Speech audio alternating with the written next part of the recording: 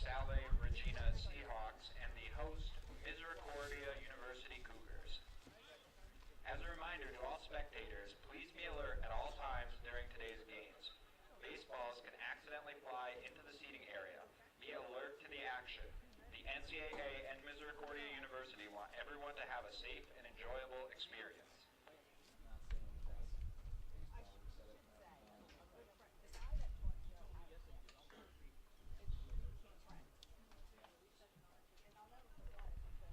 A reminder to fans that NCAA Baseball Championship merchandise is available for sale at the Mets Fieldhouse to the left of the stadium. Let's meet today's starting lineups. First, for the visiting Salve Regina Seahawks. Leading off, number 6, Matthew Neal. Batting second, the right fielder, number 1, Matt D'Amato. Batting third, the first baseman, number 19, Tyler Canoe. Batting fourth, the designated hitter, number 13, Christian Homa.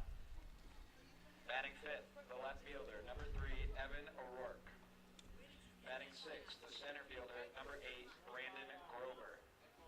Batting seventh, the third baseman, number 40, Will McCarthy. Batting eighth, the shortstop, number 9, Michael Green. And batting ninth, the second baseman, number 2, Kyle Platt.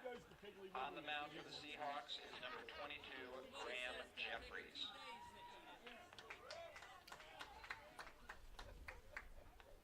And now, here's the starting lineup for the Misericordia University Cougars. Batting leadoff, number 14, Garrett McElhenney. Batting second, the catcher, number 27, Brock Bollinger. Batting third, the first baseman, number 30, Derek Vosberg. Batting fourth, the second baseman, number 4, Brady Madden. Batting fifth, the designated hitter, number 42, Joe Cummins.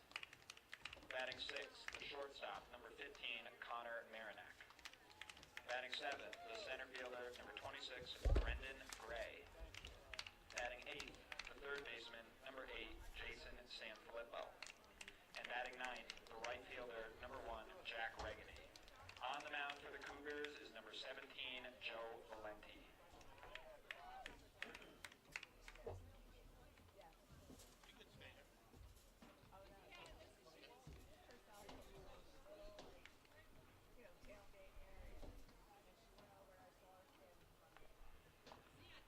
Today's umpires. First base, Joe Iglio. Second base, Lou Bonacci. Third base, David Chasen. And behind the plate, Sean Martin.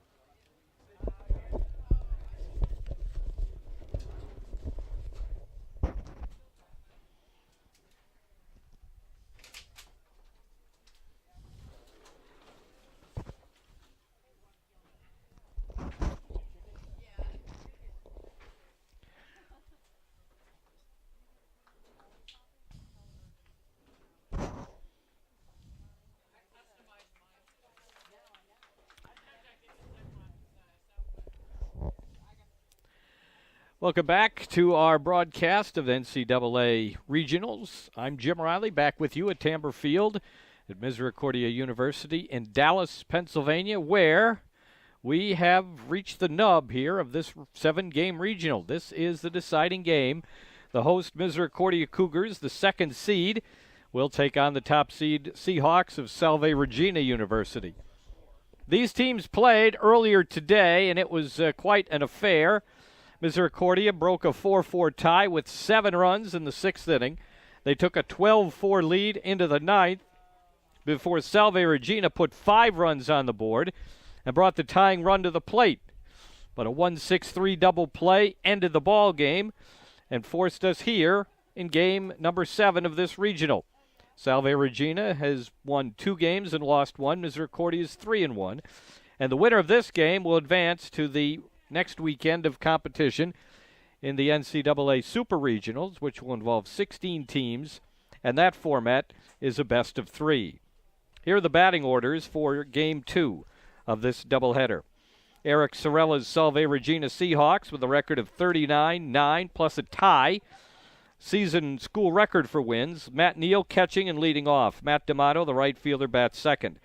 Tyler Cano, first baseman, hits third. Cleanup batter is Christian Homa, the DH. Evan O'Rourke, the left fielder, bats fifth. Batting sixth, center fielder Brandon Grover. Will McCarthy, the third baseman, hits seventh. Batting eighth, shortstop Michael Breen. Batting ninth is second baseman Kyle Platt. On the mound for the Seahawks is the right-hander Graham Jeffries. Jeffries making his 12th start. He's 8-1, a 3.88 ERA. He has 77 strikeouts in 67 innings. Here's the Misericordia lineup. It's a familiar one. Garrett McElhenney on base 5 times in the first game, leads off in left field. Catcher Brock Bollinger bats second. Batting third is Derek Vosberg, the first baseman. Brady Madden hits cleanup and plays second base. Batting fifth, the DH Joe Cummins. Connor Marinack, the shortstop, bats sixth. Brendan Gray in center field bats seventh. Batting eighth is Jason Sanfilippo, the third baseman. Batting ninth is right fielder Jack Regani. And it's a quick turnaround for the Misericordia starter. It's Joe Valenti. Valenti pitched Friday, 4 2/3 innings. More significantly, he threw 95 pitches. We will see just how far Joe can go here in game number 2. Misericordia with the 12-run performance in the first game here. That's the most Salve Regina pitchers have allowed in any one game this season. We'll see what the carryover is from their 5-run ninth inning. Maybe nothing will tell. They were a demoralized group. Then they put that rally together, and they got excited about possibly pulling out a miracle win. And then Tyler Leonard gets the double play ball to end the game pretty suddenly. So Misericordia playing with a lot of confidence, hanging on to the win in the game they had to have in this opener. And now, because of that, we've got a decisive ball game here today. The winner of this game advances, the loser is done. Salve Regina has never made the Super Regionals. Misericordia was there in 2018. Clouds have moved away. We have more sun than we had in the early game. But it is still a breezy day. Don't be fooled by the flag. It's a lot more windy out on the field than the flag might suggest in left field. But it is breezy, and that probably has something to do with a few fly balls we saw late in the first game.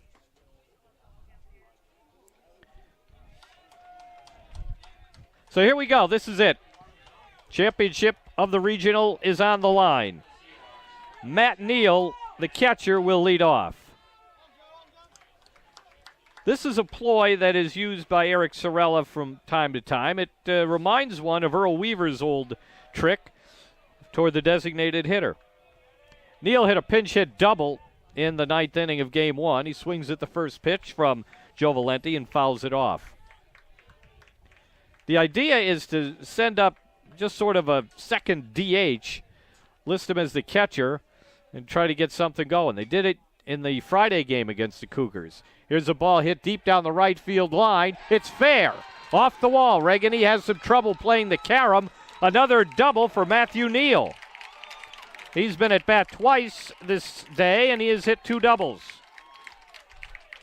Well, the last time he led off an inning with a double, they scored 5 runs. Matt D'Amato, the hitter, had 1 for 5 in game 1.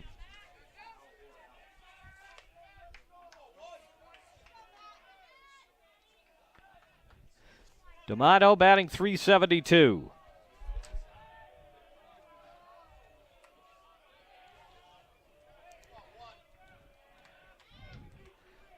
Joe Valenti pitching for the second time in 3 days.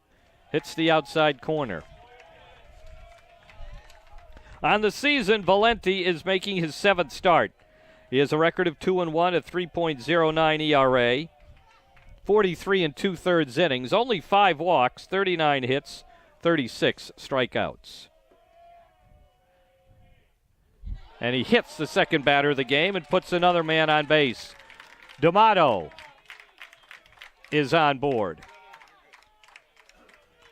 The big question when we were talking about who might pitch for the Cougars, how much of a bullpen day is this going to be? And who are the most trustworthy bullpen pieces? Here is Tyler Cano, who was a tough out in the opener. 2 doubles, a single, a home run.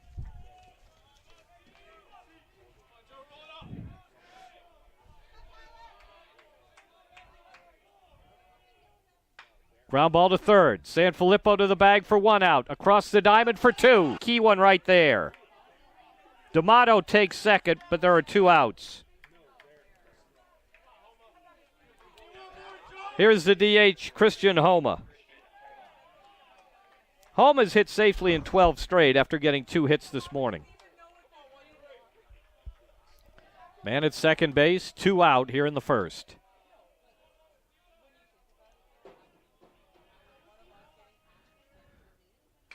Bouncing ball to first base. Vosberg gets the out, and after the first 2 men reach, nothing comes of it. Double plays and missed opportunities at double plays have been meaningful in both of these games. No runs, a hit, 1 man left on base. Bottom of the first coming up. Misericordia's first bats as they look to sweep this doubleheader and advance to the Super Region.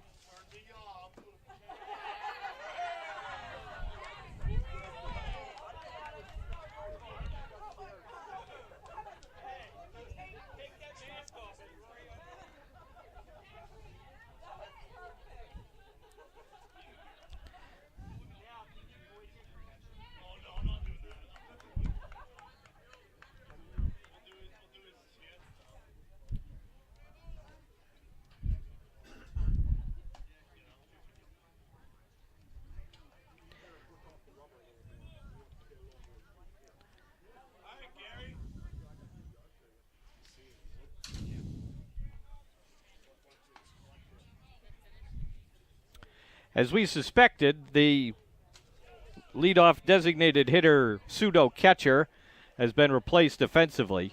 That is Gianfranco Messina.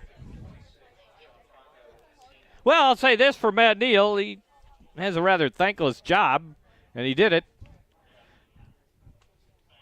You're going to be the first batter of the game, and then the rest of the day you'll be a spectator. He did lead off with a double, but nothing came of it. And now Gianfranco Messina will be back behind home plate. Right-hander Graham Jeffries has been one of the aces of an outstanding pitching staff, but the Cougars have had no real trouble with this group. They have 25 hits in the 2 games against them.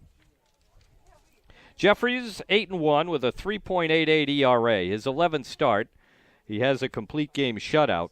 67 1/3 innings, 54 hits, 23 walks. That's 1 every 3 innings. He has struck out 77, given up 5 homers, an opponent batting average of .215. But the stats have been nothing to this Misericordia offense. They have not had too much trouble with Salve Regina's pitching.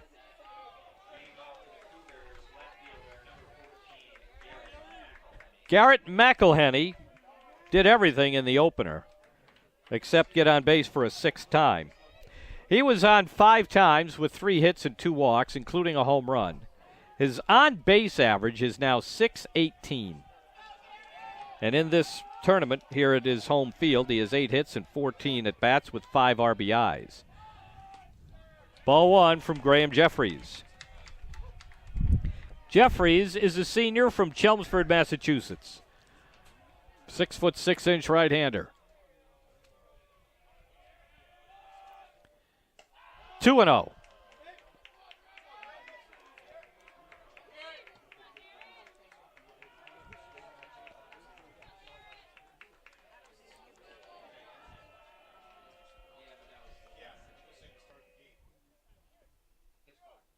And now we have a pitch violation, a timer violation on Jeffries, and they call ball 3. He did something, and that's an automatic ball. I don't think he touched his mouth. Eric Sorella wants an explanation. And now they're going to go out and talk to Jeffries.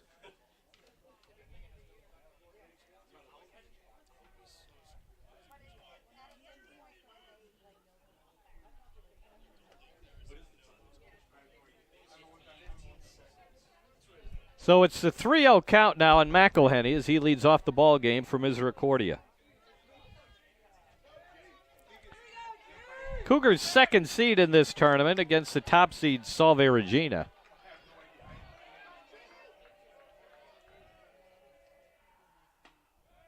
McElhenney walks on 3 actual pitches and a 4th penalized. So it's a walk to start the ball game, and Garrett McElhenney does it again. He has now been on base 50 games this season. All 50. Brock Bollinger, the batter, has an RBI double in the opener. Squares to bunt. Fastball is high.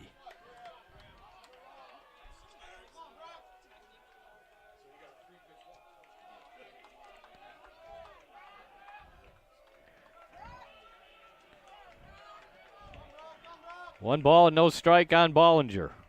Runner breaks. Pitch is high. Messina's throw skips into center field. Well, knocked down along the way, but it's a steal for McElhenney.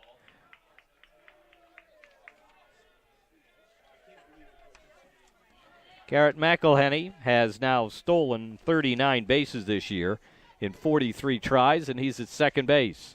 Count is 2-0 on Bollinger.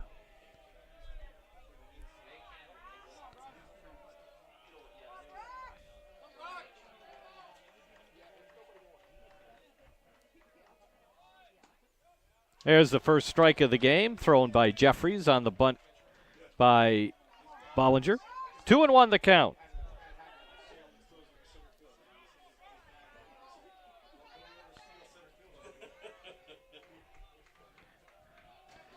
Graham Jeffries is set. The right-hander's pitch. High for ball 3.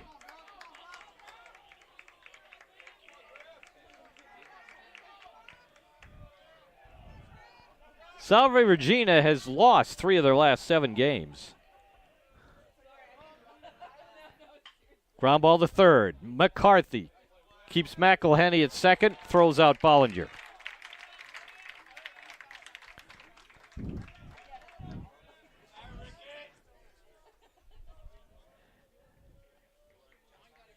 Here's Derek Vosberg. Vosberg, 9 hits and 20 at-bats over his last 5 games. He has 4 homers, and he has 58 runs batted in. And now here comes another meeting with Coach Eric Sorella. Something on the shoe of his right-hander, Jeffries. And he's going to scrape it out. The players did the field maintenance between games.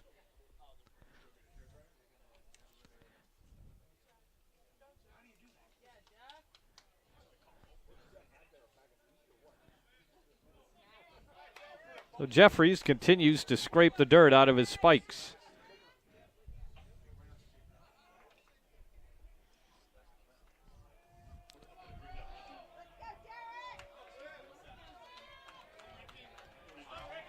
So Vosberg steps in with a runner at second and 1 out. Bottom of the first, no score.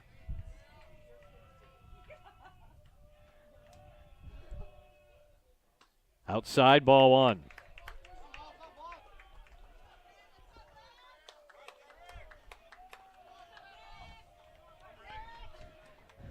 Jeffries pitched 5 innings a week ago. Gave up 5 hits and 3 runs. Runner breaks. Pitch gets away. McElhenney dives into third. Otherwise, he may have been daring enough to try and score. It's a stolen base for McElhenney. His second on this tour on base. and his 40th of the year.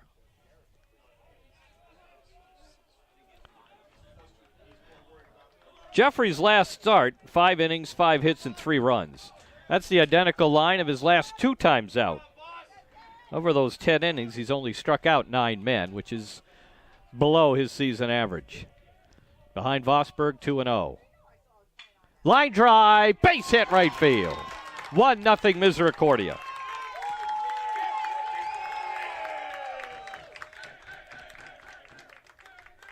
Just out of the reach of the second baseman, Kyle Pratt, and Derek Vosberg drives in his 59th run of the year. McElhenney scores again. That's the 5th run he has scored. He's now at 75 for the year in 50 games. Brady Madden, the hitter, with 1 on and 1 out. Jeffries throws low.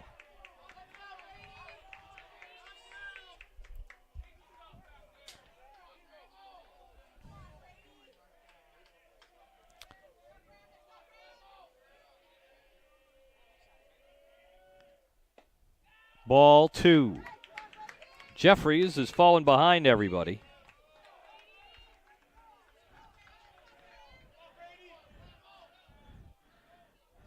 So Salve Regina came in here the top seed on a good roll. The pitching has come undone here against Misericordia. 3-0 on Madden. The only team that had beaten them prior to game 1 today was Endicott. They were 28-0-1 since April 1st against everybody else on their schedule, but Endicott beat them 4 times. And now Misericordia has taken them down once. 3-1 the count on Madden. Cougars have scored 39 runs in this weekend series. This regional here at home. Madden fouls it back and the count is full.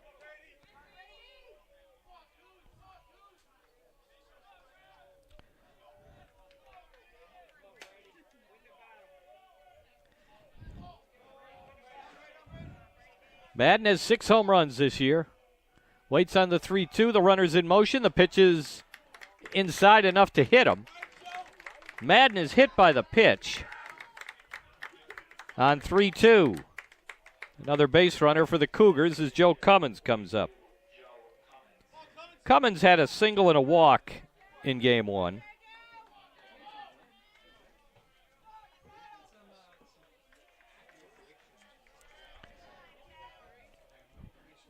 Joe's hitting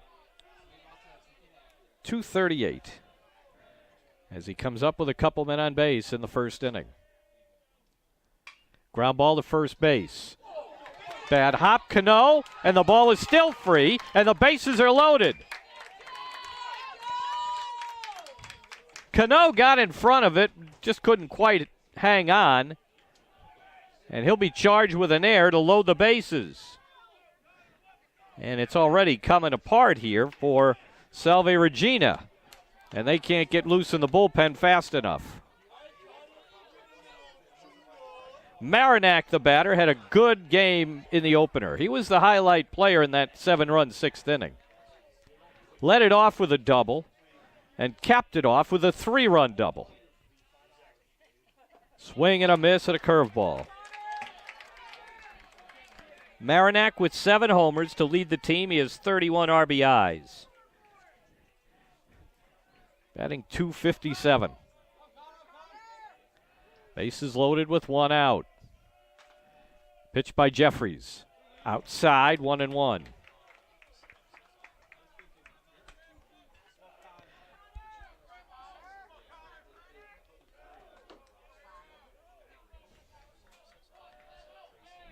Nothing yet in the Seahawks bullpen. Line drive towards short. Stopped on 1 bounce by Breen. 1 out. That's it. And a run scores. It's 2-0. Vosberg comes home on the fielder's choice. That was a nice play by the shortstop, Michael Breen. It's an RBI ground out for Marinac, and it's 2-0. Here's Brendan Gray. He was the only Cougar to not get a hit in the opener. 0 for 4 with a sacrifice bunt.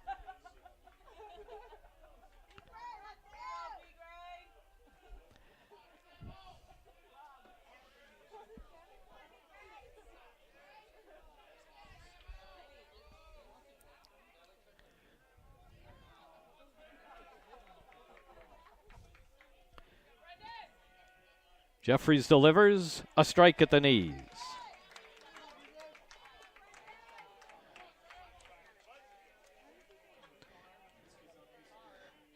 Jeffries in his career an ERA of 4.96 with a 9-4 record.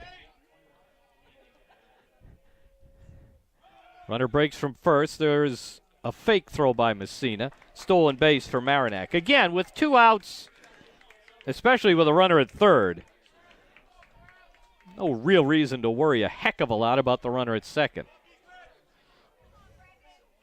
especially against a team that has proven it will use the double steal. This is a very aggressive base-running team here at Misericordia. Gray taps a foul toward third base, and it's a ball and 2 strikes.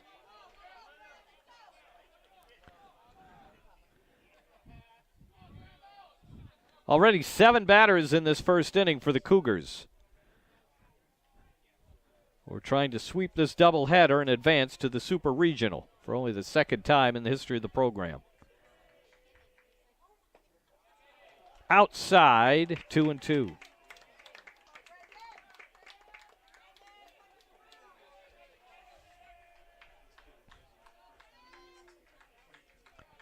Runners at second and third with 2 out.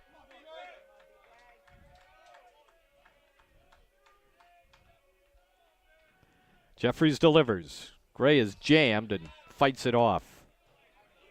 He got halfway through the swing and wished he hadn't, but he did spoil it, so he stays alive at 2-2.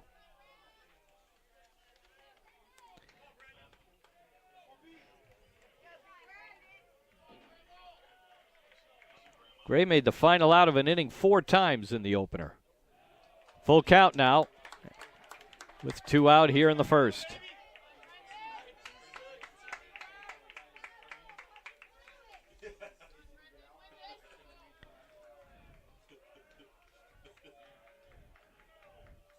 Here's the 3-2 pitch coming from Graham Jeffries. High for ball 4 to load the bases.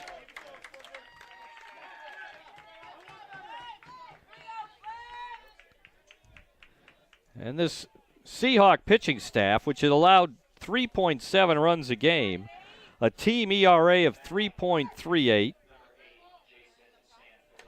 well better than a strikeout per inning this season. A team batting average against of only .218. That pitching staff did not make the trip from Newport, Rhode Island.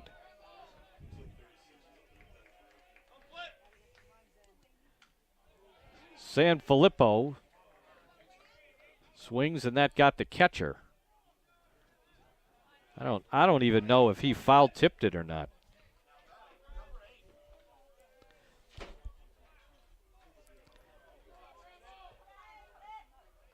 Activity in the bullpen is right-hander Jason Arrigo.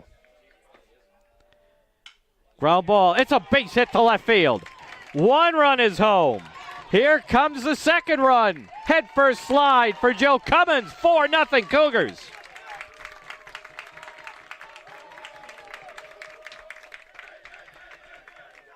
Two-run single for Jason Sanfilippo.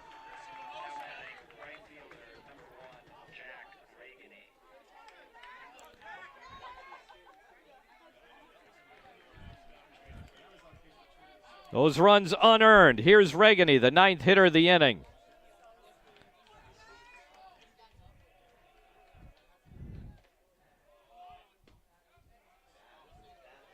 Jack shows bunt with 2 outs. Did not want anything to do with that first pitch. Took it for a strike.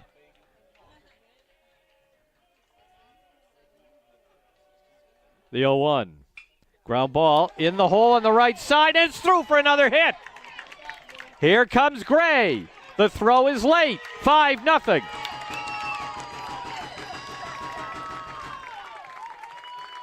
Jack Regani, who had 2 hits in the opener, comes through with another RBI single.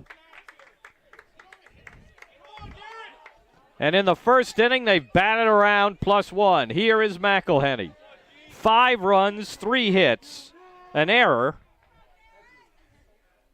which is proving more and more costly as we go, plus a couple of walks. This has been a difficult inning for Jeffries. McElhenney started it all with a walk, stole a couple bases, and scored a run. And we're not getting anything in the way of stalling or go talk to the pitcher. Arrigo's still warming up for the Seahawks. Ball 2.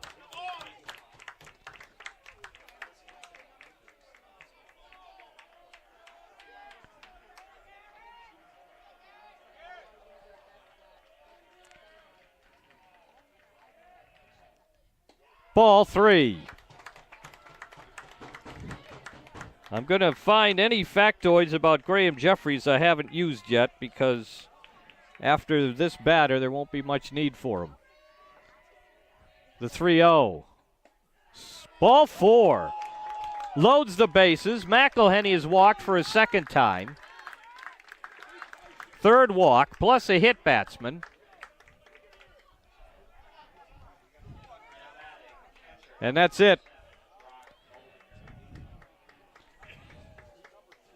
So Graham Jeffries is knocked out of this game. He pitches 2/3 of an inning. He gave up 3 singles, 3 walks. And that error continues to hang over the Seahawks' heads. And Misericordia is whooping it up here. 10 batters in. They lead 5-0 with 2 outs in the first. And a new pitcher's coming in. It's Jason Arrigo.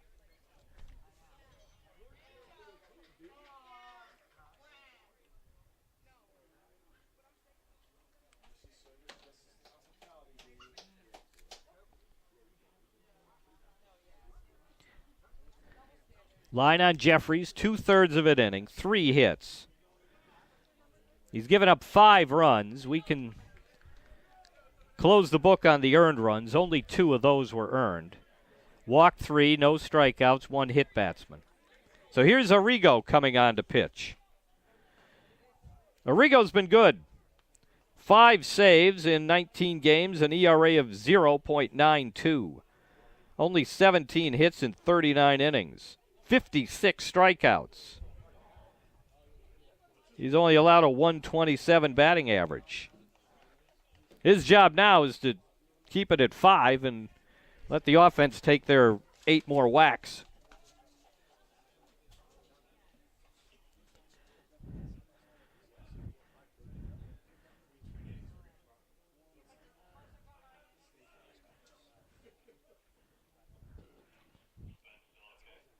So you wonder what this does now to the pitching decisions for Pete Egbert. He's got Joe Valenti out there, who threw 95 pitches on Friday.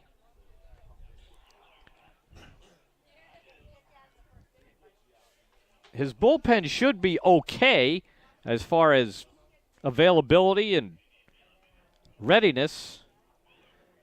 How long does he stay with Valenti now that he's got a 5-run lead?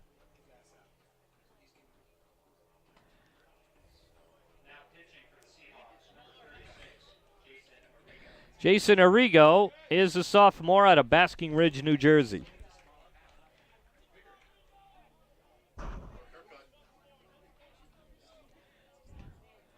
He inherits a bases loaded, 2-out situation, and 5 runs are already home. Here's the 11th batter of the first inning. Brock Bollinger. Bollinger grounded out in his first at bat.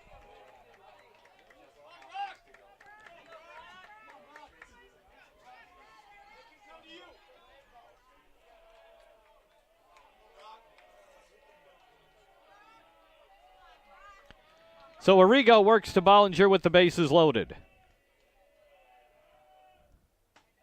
Fastball inside.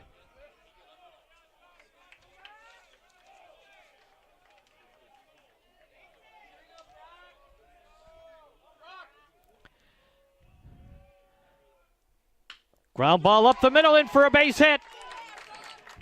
It's 6-0. It is 7-0. Throw to third. They got him. The run should have counted. Yes. The run does score.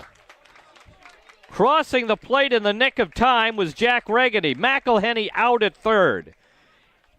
Bollinger gets a 2-run single to make it 7 runs in the inning on 4 hits. 1 big error, 1 left on base. After 1 inning, it's Misericordia 7 and Salve Regina nothing.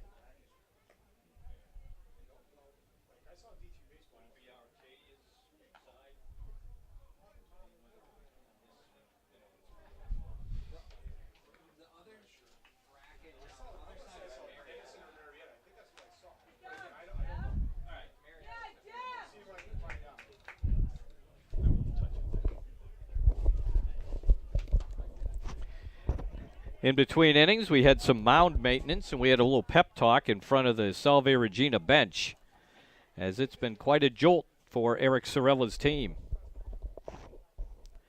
They started things with a 10-0 win over Keystone, which is notable because Keystone was scoring 10 runs a game, and Salve Regina held them to 4 hits. They beat Misericordia yesterday in the winner's bracket 11-4. They came back today. They lost the first game here 12-9, and they've fallen behind 7-0 after an inning. Joe Valenti with the big lead. Throws a strike to Evan O'Rourke. O'Rourke is batting .441 over his recent couple of weeks. 26 for 59. One ball and 1 strike. O'Rourke has hit safely in 9 games out of 10. Picked up a couple of hits, scored 3 runs in the opener. 2 balls and 1 strike.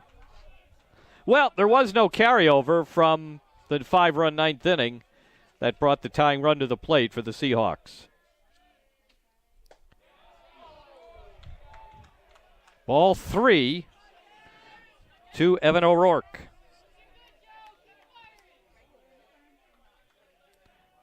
Valenti's next one. Hit in the air to right field and hit well. Reagan, turns at the warning track, has room to pull it down. The ball would appear to be carrying to right field today. The flag beyond the left field fence doesn't really suggest that, but balls hit to right have seemed to give guys trouble. Brandon Grover, 2 hits in the opener, steps in with 1 out in the second.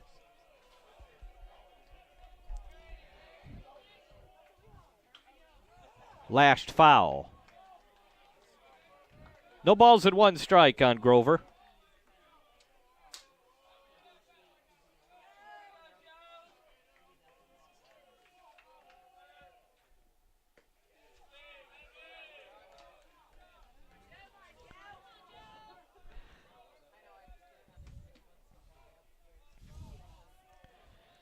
The 1-1. Ball 2.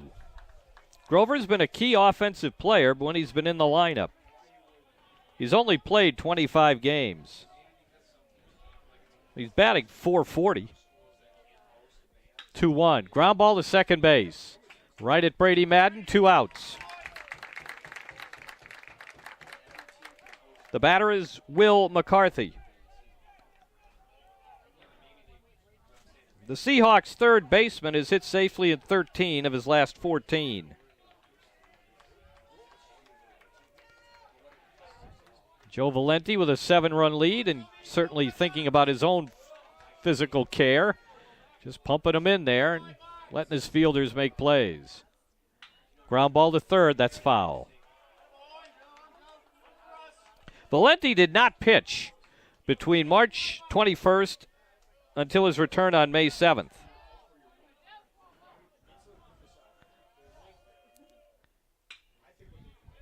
McCarthy drives it to left center field. McElhenney on the run, can't get to it.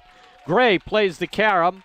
It's a 2-out double for Will McCarthy, who continues to be one of their top offensive players.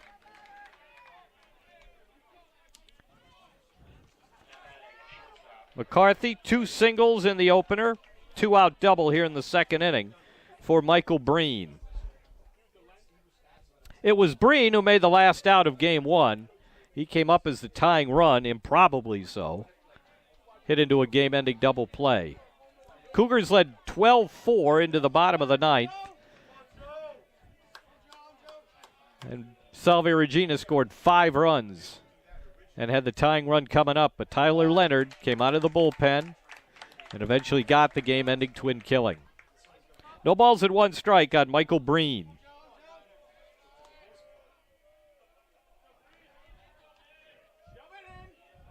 Breen, a 300 hitter this season.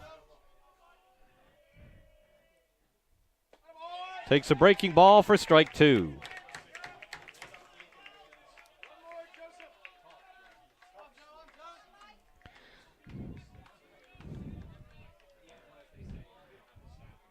Runner at second base. 2 men out, top of the second. Valenti's pitch. Outside and low. Joe Valenti has an 11 strikeout game this year. He did it over 8 innings back on March 21st. That was the last he was seen for about 6 weeks.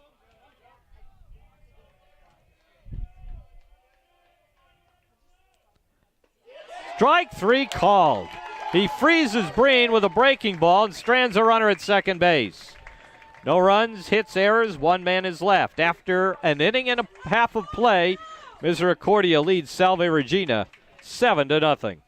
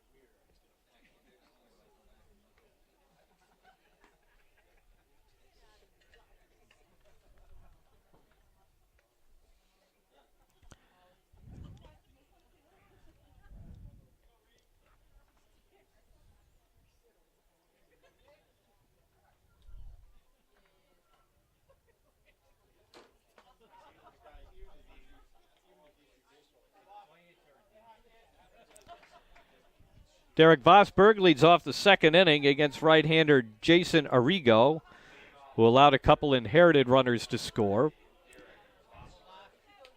7-0 Cougars here in the second inning. They knocked out starter Graham Jeffries, who enough blame to go around in that first inning if you're a Salve Regina partisan, and there are a good number of them here. Strike 1. Jeffries did have it. He walked 3, another hit batsman. But he could have escaped with only 2 runs had there not been an error by the first baseman Cano to keep the inning alive. Ball 1. Cougars would score 4 runs after that miscue.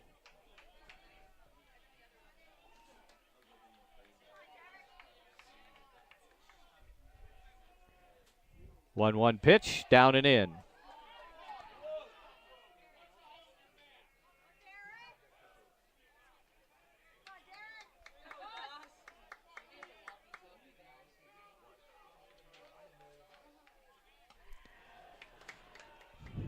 Now it's 3-1.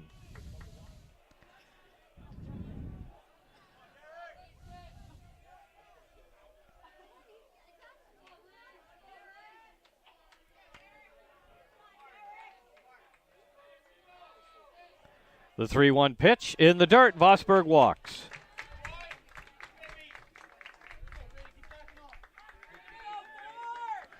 Brady Madden was hit by a pitch on a 3-2 delivery in the first inning. He later scored one of the 7 runs.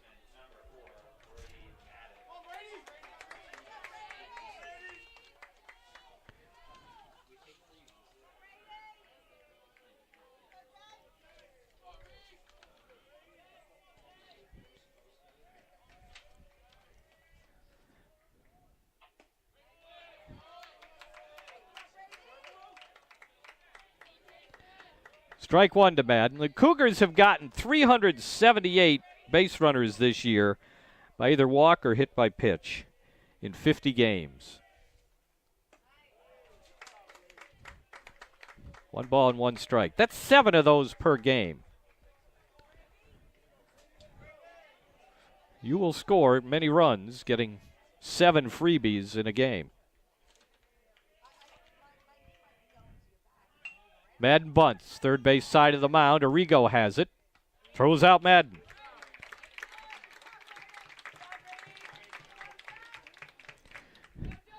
Joe Cummins was safe on an error in his first at bat.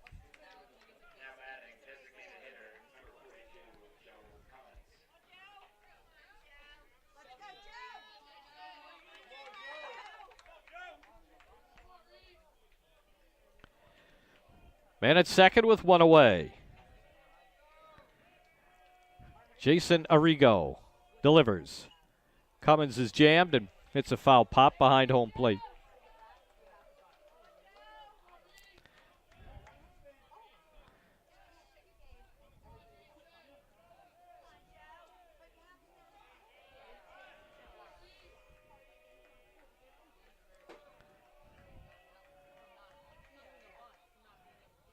Curveball outside.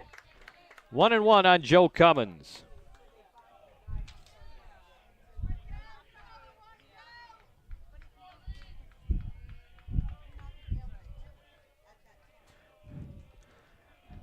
Arrigo is set. His 1-1 pitch coming. Breaking ball outside. 2-1 on Joe Cummins.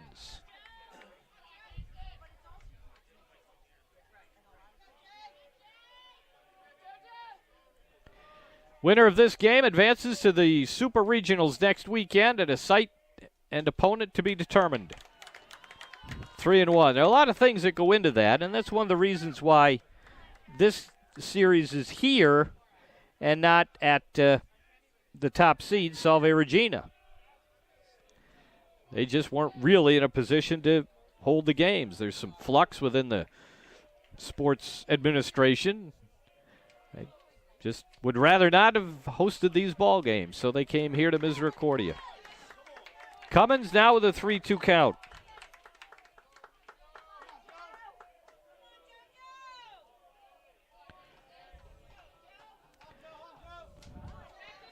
Jason Arrigo has not pitched too much lately. He's only gotten into 5 games in the month of May. Cummins pops it up to shallow left. Breen, the shortstop, gives way to O'Rourke, the left fielder, to make the catch. Second out of the second inning, and the batter is Connor Marinac. Arrigo pitched 2/3 of an inning on Friday in their 10-0 win over Keystone. That's been his only work in 10 days' time.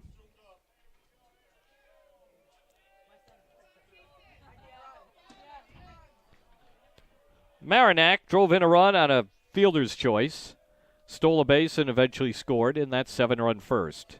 Curve is outside. Cougars getting the run support for lefty Joe Valenti, who pitched on Friday, went 4 2/3 and threw 95 pitches. Big curveball for a strike.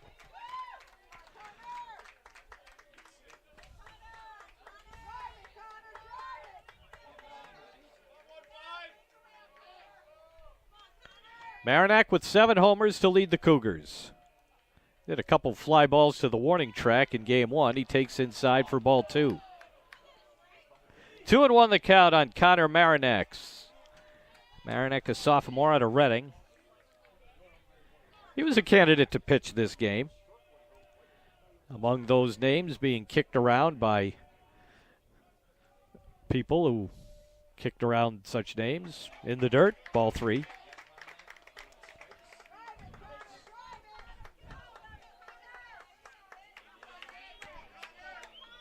Marinac picked up the save in their win over Washington and Jefferson. There's a strike, 3-2.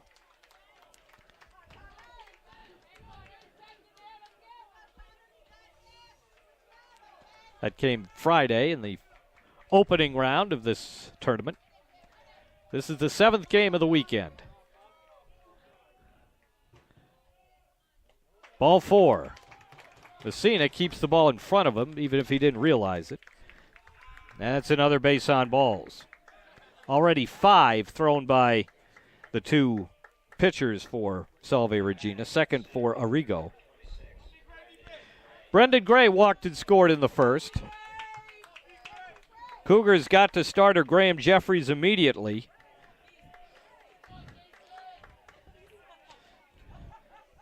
Knocked him out in the first inning. He gave up 7 runs, but only 2 earned. Gray drives it to straightaway center field. Brandon Grover is back, and he makes the catch about to the warning track, and that's the 3rd out. No runs, no hits, no errors, but 2 men are left on base. After 2, it's Misericordia 7 and Salve Regina nothing.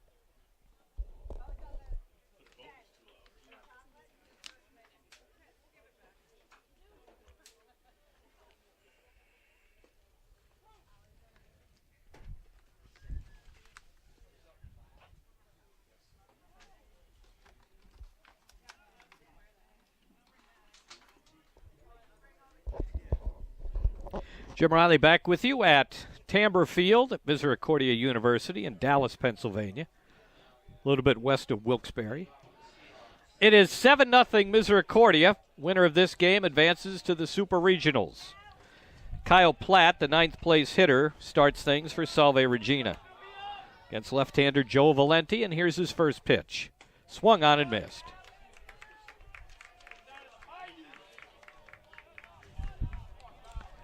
Platt was on base twice in the first game, did not have a hit. That one is low. This season, Kyle Platt is batting .308. Junior from Bethel, Connecticut, waits and takes inside and low, 2-1.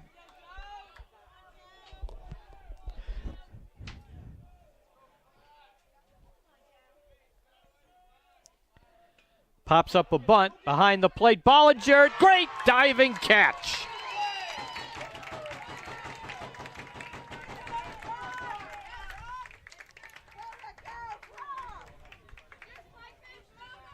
The slumping of shoulders continues on the Salve Regina side.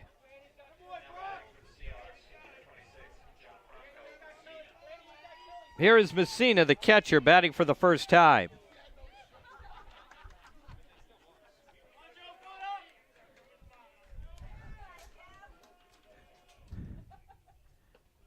Strike one.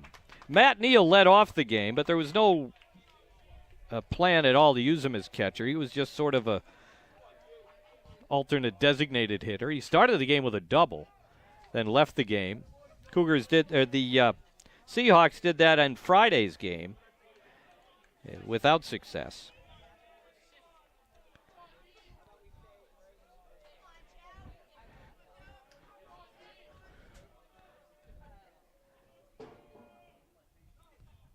Pitch in the dirt, and it's 1-2 on Messina. He caught the opener. It's 0 for 2 with a walk. Here's the 1-2 from Valenti. Ground ball to third. That's fair, and down the left field line. McElhenney plays it and keeps Messina to a single. That's the third hit of the game off Valenti. D'Amato was hit by a pitch in his first time up. First two Seahawks reached base against Valenti, but then he got a third to first double play and another ground out to end the threat. And then his offense got him 7 runs in the bottom half. D'Amato was jammed, and that pop fly doesn't stay in the air long enough for Sanfilippo. 0-1 on Matt D'Amato.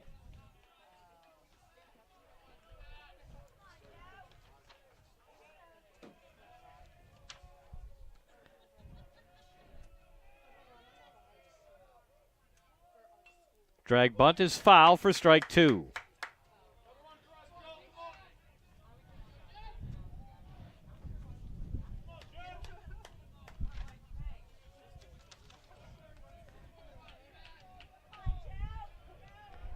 Breeze continues, though the sun's been out for this game. We played game 1 under cloud cover. That hit the knob of the bat. Seahawks aren't getting many breaks today. They had a pitch thrown over the head of a batter, but it hit the bat, so that was a foul in game 1.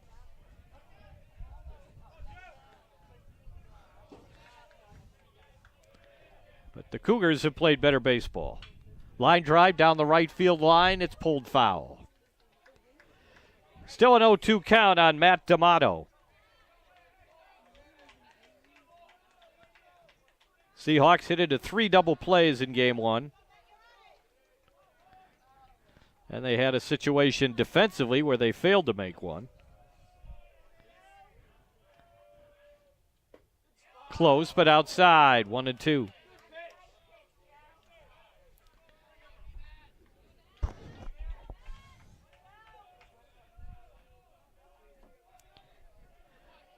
Valenti to D'Amato. Hard ground base hit to right field. Messina stops at second. The ball's juggled by Regani, but no advance by anybody. Back-to-back singles give some life to Salve Regina. Now, they do have the realization that they can put up a nice crooked number. But are they going to hold Misericordia down? This game's not going to end up 8-7. I mean, if you're Salve Regina, certainly you get to 7 first and go from there, but you have to find a way to stop Misericordia from scoring on you, and that hasn't happened yet. So here's Cano, who hit into a double play in the first inning. Bats with 2 on again here. The third with 1 out, and he takes a strike. Tyler Cano came into this regional in a 3-for-34 slump. He is now 7-for-15 here at Misericordia's Tamber Field. Pickoff play. Getting back in time is Messina.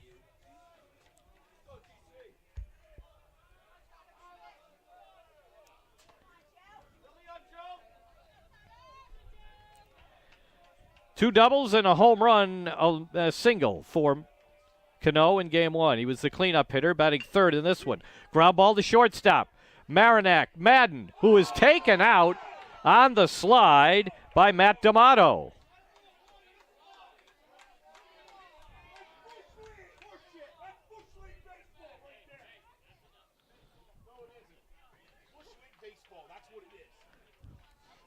There are no takeout slide rules at this level. You can call out for interference. That's just the good old-fashioned takeout slide you don't see anymore.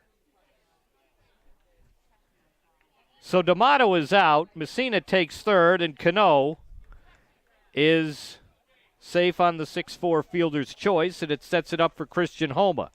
Pete Egbert is going to ask for an explanation.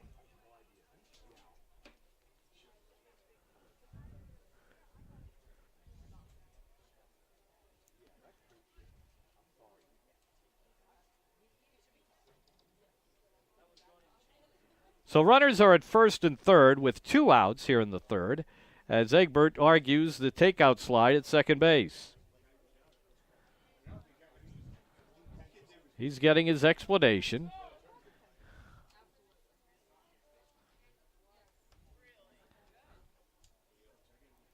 Again, the old Major League takeout slide rules apply here prior to the installation of the Chase Utley rule.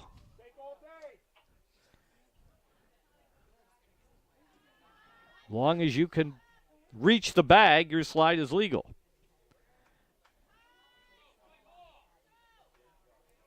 Egbert speaks his mind.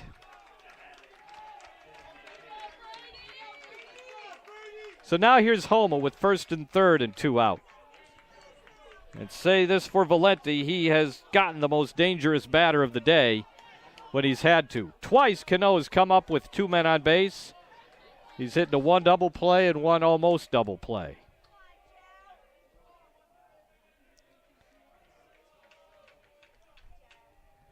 Valenti's pitch. Strike. Christian Homa, as we told you in game 1, 9th in the country with a .466 batting average.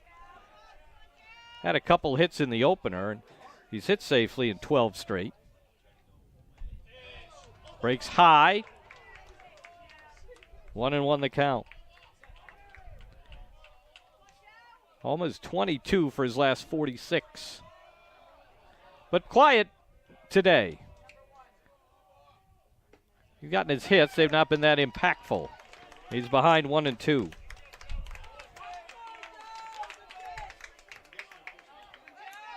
Homa picked up an RBI single in the 5-run 9th for Salve Regina in their comeback attempt in game 1.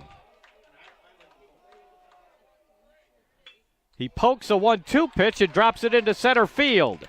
It scores a run, and Salve Regina is on the board at 7-1. Messina scores on the 3rd hit of the inning.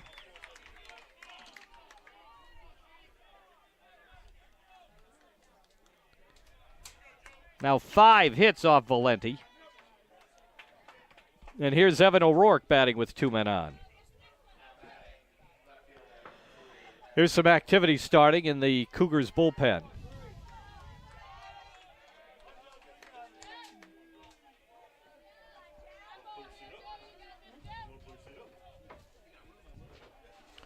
O'Rourke 0 for 1 today.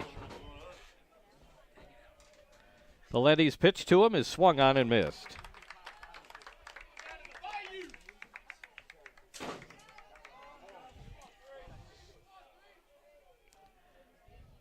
No balls and 1 strike on Evan O'Rourke.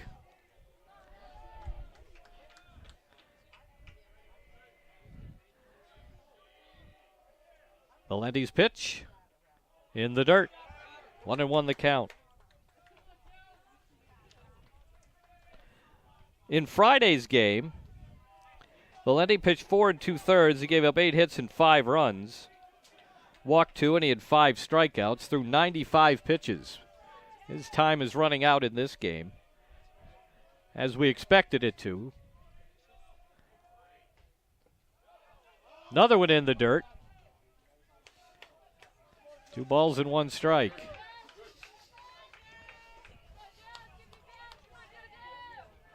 Cano's at second base. Homa's at first. A run in the 3rd. 7-1 now, Misericordia.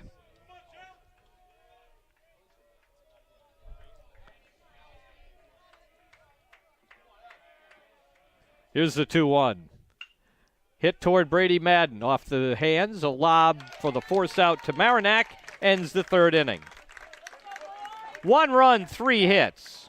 No errors, and 2 men are left on base. After 2.5, it's Misericordia 7 and Salve Regina 1.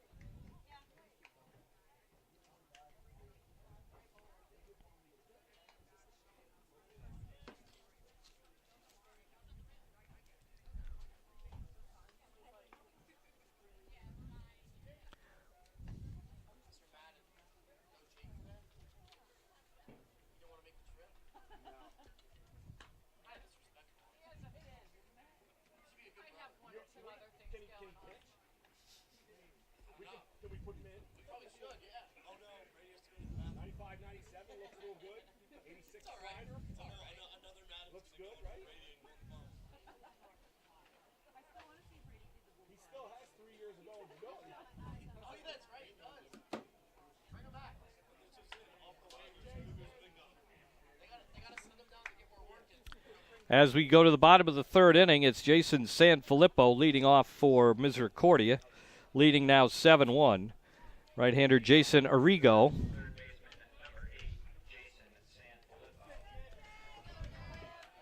Sanfilippo with a 2-run single in that 7-run first. In this regional tournament, he has 9 hits in 17 at-bats. Jason Arrigo came on with 2 outs in the first inning. Gave up a 2-run single, but McElhenney was thrown out at third on that hit to end the inning. Sanfilippo fouls away the first pitch. Jack Regany on deck, and then Garrett McElhenney.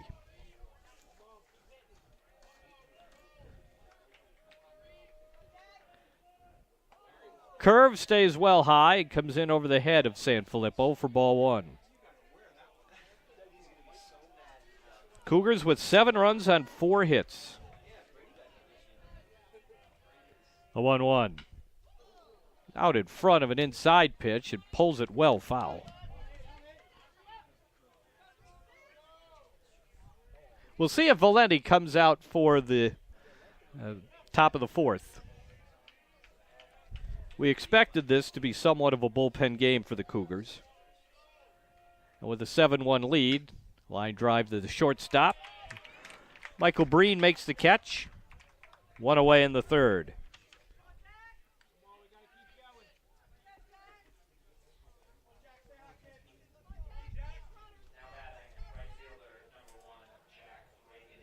Regany has had a terrific doubleheader.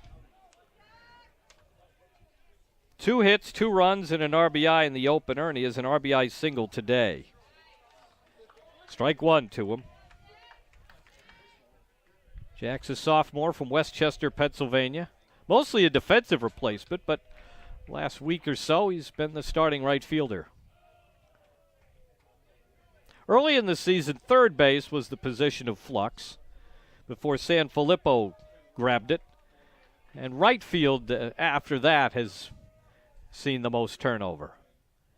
Regany stands there, and he's hit by the pitch. Still another free base runner. The second to be hit by a pitch, to go along with 5 who've walked. McElhenney batting for a third time, and we're in the third inning. He's walked twice, scored once, 2 stolen bases. We can argue McElhenney is the greatest right fielder and greatest leadoff hitter in baseball. I mean, a 620-some on-base average should count for something. Hit towards short, played on a hop by Breen. He goes to second for an out. Relay to first is late. McElhenney is safe on the fielder's choice.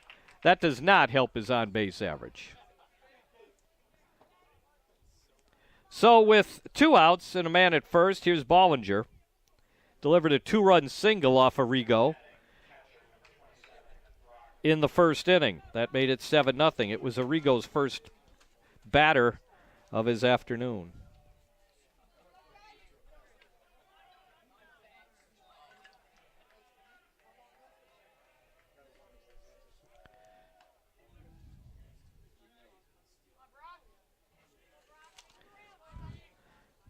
Bollinger has driven in 7 runs for Misericordia in the 4 games they've played here this weekend. McElhenney was leading, but he got back ahead of the pickoff. You know he's going to steal with 2 outs.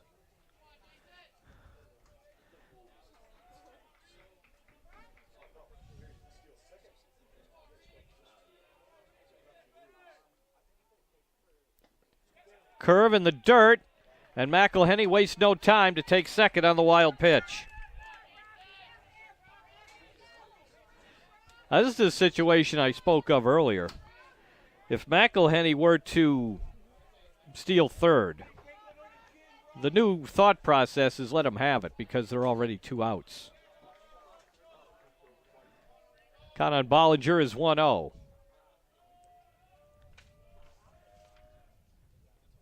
Curve in the dirt. There he goes. Messina throws it. It's a nice scoop by McCarthy. But back-to-back wild pitches put McElhenney at third base. Now it's 2-0 on Bollinger.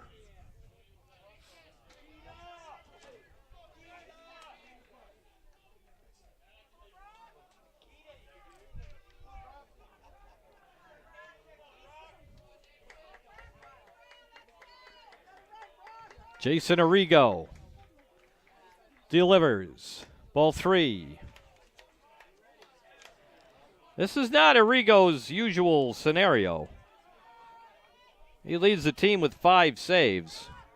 He's not accustomed to coming on in the first inning, but in these must-win situations, you use guys in other ways. Bollinger swings 3-0, grounds it to McCarthy, who throws him out to end the inning. No runs, no hits, no errors, 1 man is left. After 3, it's Misericordia 7 and Salve Regina 1.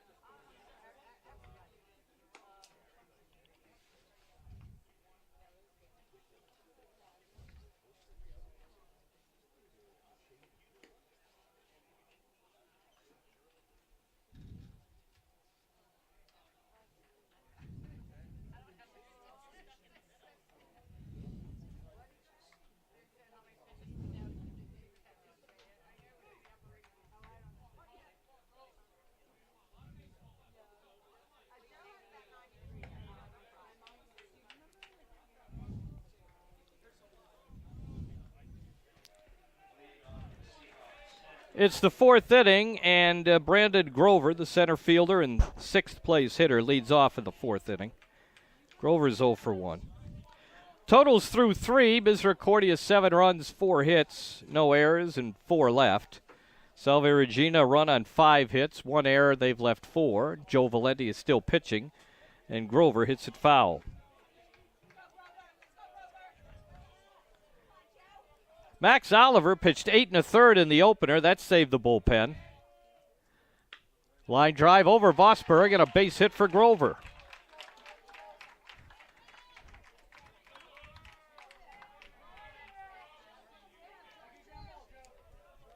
Here's McCarthy. McCarthy is 12 for his last 24 after his 2nd inning double.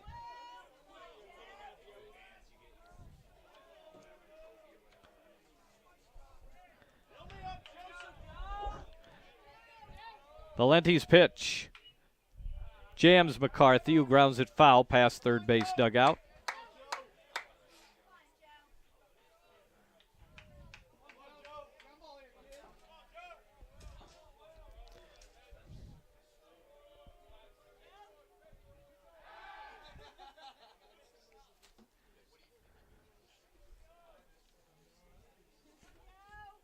Grover this season has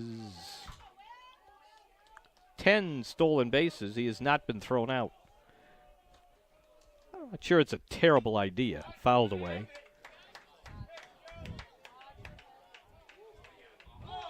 I mean, if you're playing one at a time, you know, you try and steal a base, maybe get a hit, get to within 7-2, go from there. Ground ball to shortstop. Marinette gets it to Madden, who relays to Vosberg. Another double play. The Cougars have now spun 5 double plays this doubleheader.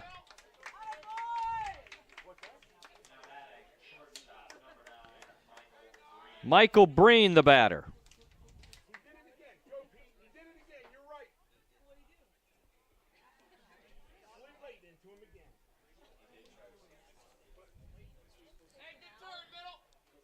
So we're going to have another discussion about sliding into second base.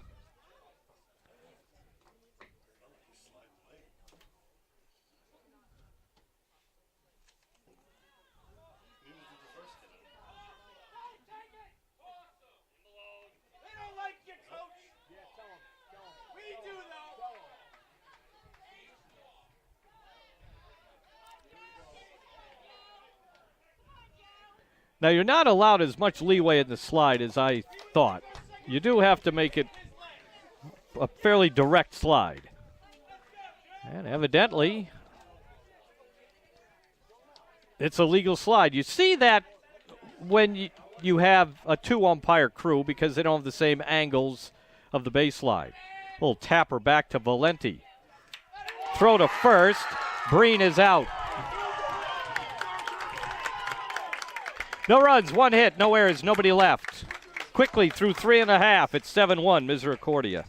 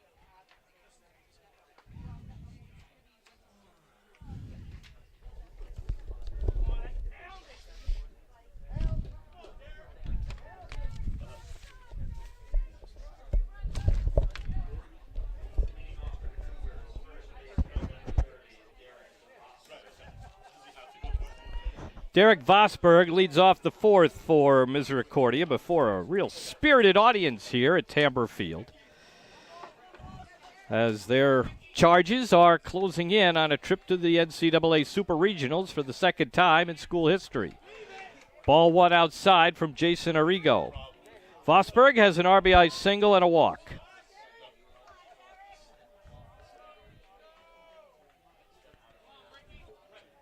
Arrigo's 1-0. Hit hard to the first baseman.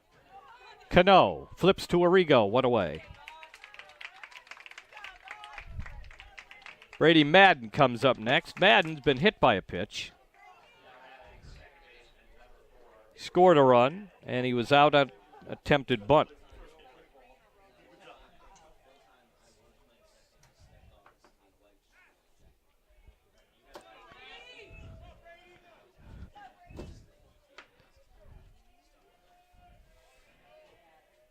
Arrigo's first pitch, fastball sails over his head.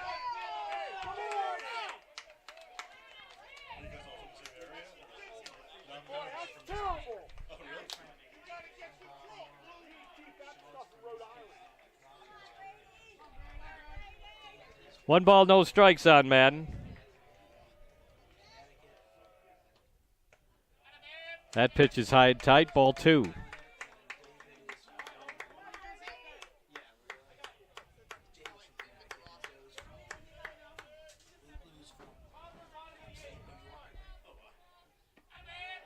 Ball 3.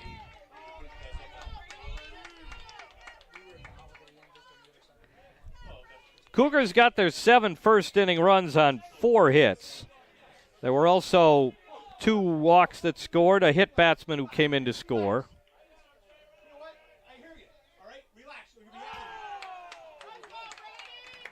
Ball 4 as Arrigo couldn't,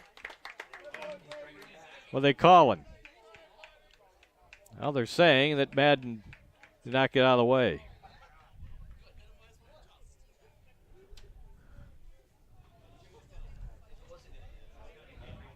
So it'll be a 3-1 count on Madden.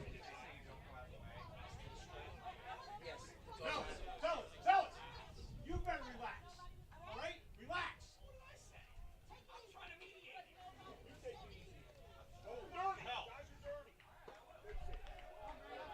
3 balls and 1 strike as Arrigo deals to Madden. And he throws that yacker after not finding anything with the fastball. 3-2 now on Madden.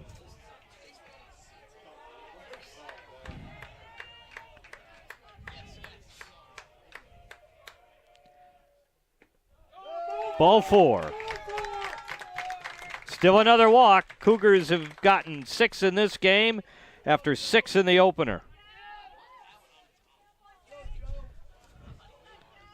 If you want to beat Misericordia, you have got to throw strikes. They will take their walks. They're not afraid to crowd the plate.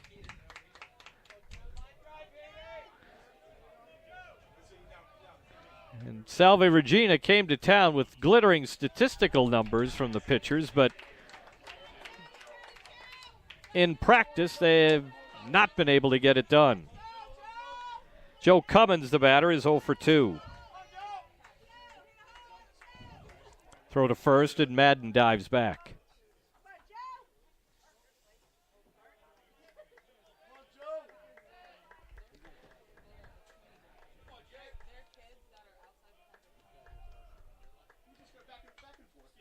Cummins hits a fly ball that's out of play, and he's behind 0-2.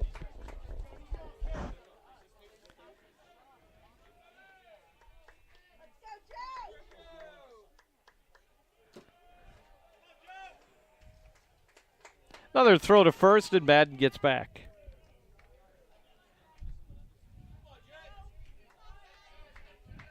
The comeback opportunity is still there for the Seahawks. Arrigo has done more than what they wanted. He came on in the first inning. He allowed a 2-run single to the first batter he faced, and he's walked a few guys since, but no hits and no runs. Count on Cummins is now 1-2. So he's held the 7 there. Waiting for his offense to get something going, but they keep hitting into double plays. Here's a chopper on the right side. Big hop for Kyle Pratt, who throws out Cummins. Taking second is Madden. He's there with 2 outs. Connor Marinac as an RBI fielder's choice and a walk.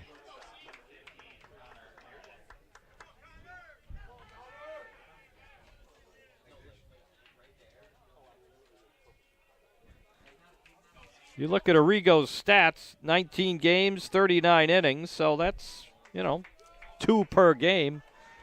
This is not unfamiliar for him. Marinac takes a breaking ball low.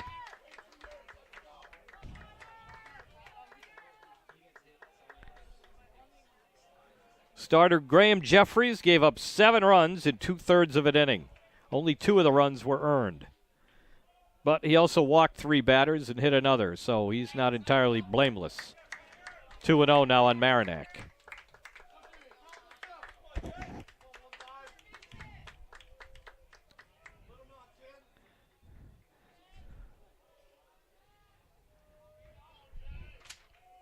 Runner at second, 2 out. Here's the 2-0. 3-0.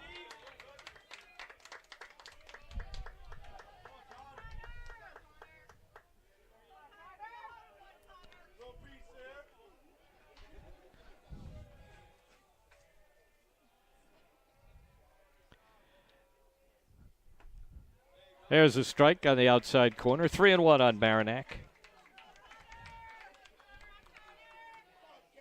Maranac had a good first game with a 3-run double that broke it open.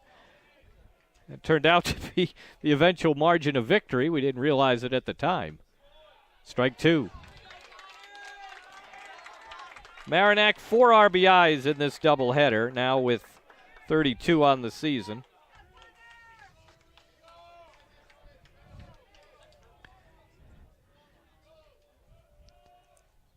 Arrigo's 3-2. Maranac fouls it away. There isn't any bullpen activity down either side.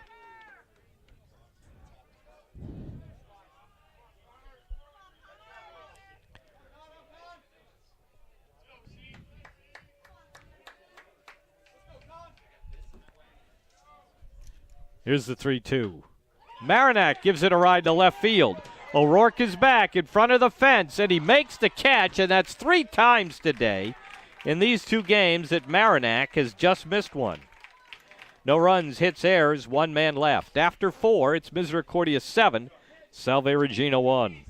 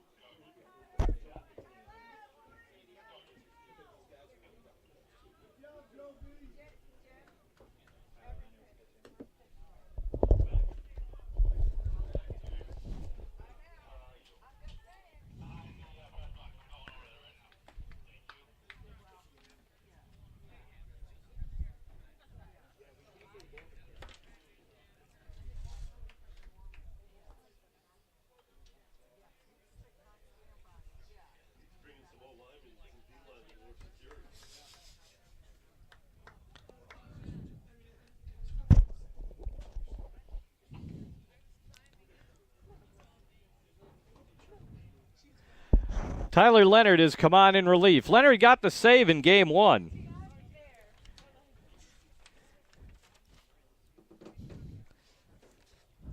Leonard came on and he gave up a single to the first batter he faced.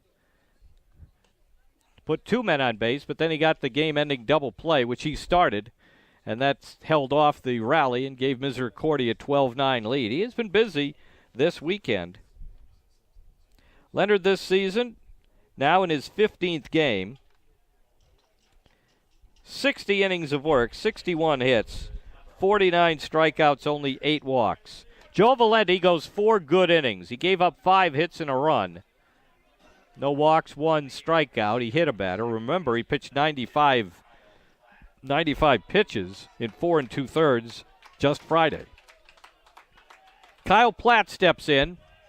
He tried to bunt for a hit his first time up, and Bollinger made a diving catch in foul ground.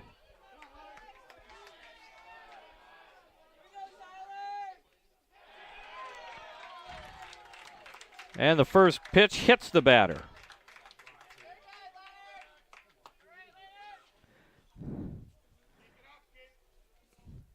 I don't think you're going to get a lot of work out of Leonard today. He's been used all weekend. Leadoff batter is on here in the 5th. Gianfranco Messina singled and scored in the 3rd inning. Valenti gave up 3 singles that inning. That's the only run.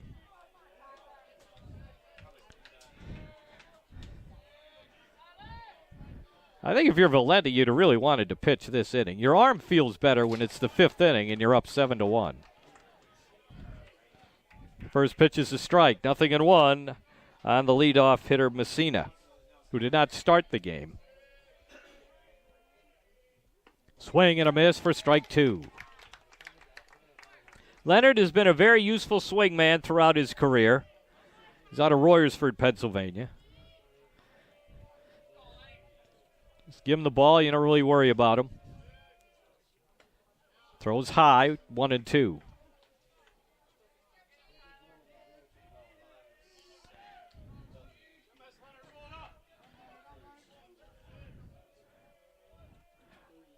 Leonard's 1-2. Breaks outside and low, evens the count at 2-2.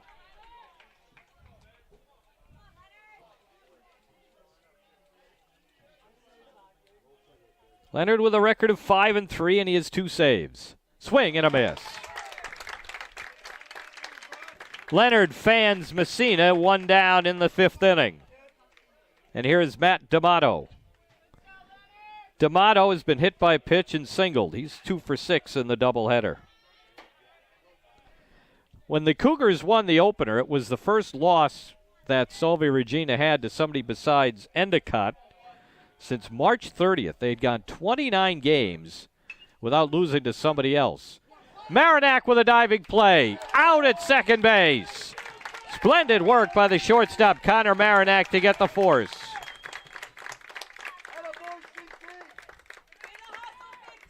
Here's Cano. Tyler Cano has been a key out today after being such an offensive force in the first game. First and second, nobody out in the first, he hit into a double play. 2 on, 1 out in the third, he hit into a 6-4 fielder's choice. That was almost a double play. Now he bats with a man on and 2 out. Ground ball to shortstop. Marinac to Madden. Nice work for Tyler Leonard after he hit the leadoff batter. That man is left stranded. After 4.5, it's Misericordia 7 and Salve Regina 1.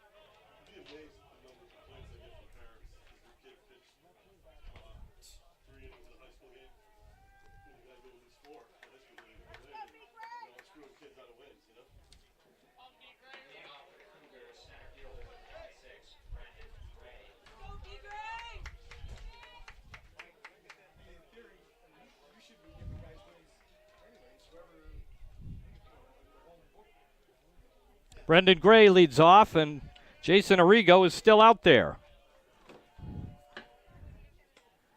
That pitch is outside to Gray, who is 0 for 1. He walked and scored in the first inning.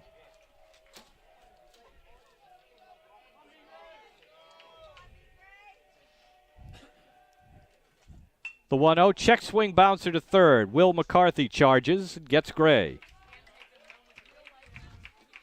Cougars have been feeding off that first inning almost like a snake. They just eat one big meal and live off it for a few days. Cougars still with the 7-run first inning. Nothing since, but the pitching has held down Salve Regina pretty nicely. Jason Sanfilippo has a 2-run single. Curveball, strike 1.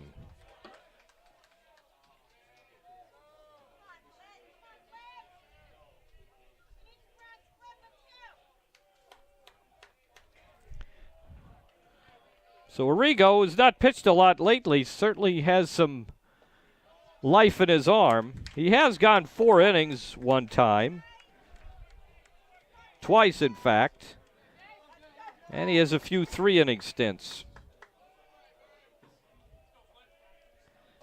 No balls and 2 strikes. Sanfilippo pulls it foul.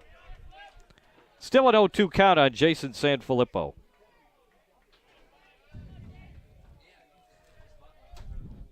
Bottom of the 5th, Misericordia looking to do something that they've only done once before.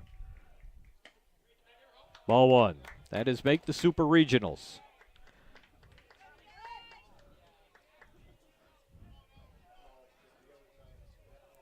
'50th game of the year for the Cougars. Sanfilippo chops one to third. McCarthy picks it up. It was not going to go foul. And it's an infield hit for Sanfilippo. Only the second hit allowed by Arrigo, and the first since the very first batter he faced. Jack Regani, the batter. RBI single, plus he's been hit by a pitch.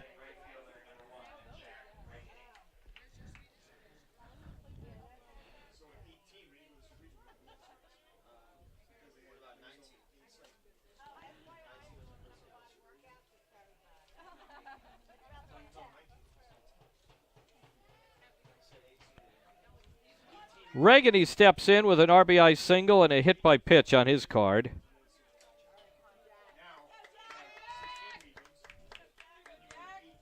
Arrigo's pitch with the runner in motion is hit in the air to right center. Carrying pretty well, and a nice catch by Matt D'Amato. Oh, he staggered with that one the whole way, but he got to it. Sanfilippo races back to first. Now there are 2 outs, and here's McElhenney. McElhenney has walked twice. He's been on base every game this season by either a hit or a walk. He's officially 0 for 1. Whacked his 4th home run of the year in the first game of this doubleheader. Pitch in the dirt, ball 1.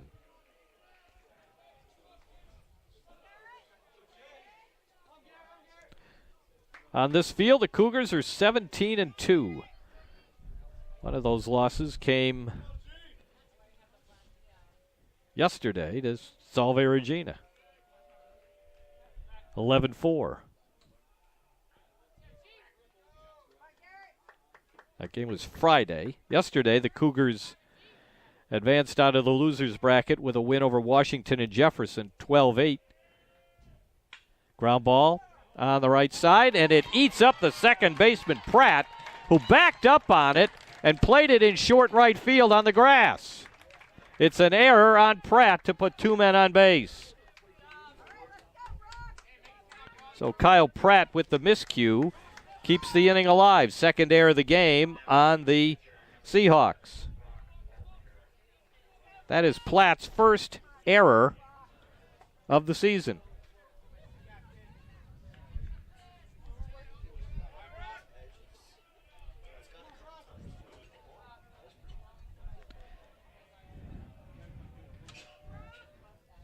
Bollinger, the hitter. Ball 1. So after a first inning error, Cougars added on 4 more runs. That error came with 1 out. This one would have ended the inning. Arrigo's pitch. Bollinger takes a strike. 1 ball and 1 strike. One of the more improved offensive players on this Cougar team. He cooled off in the second half of the year, but still had a very productive season. Nice block by Messina. Bollinger second on the team in batting.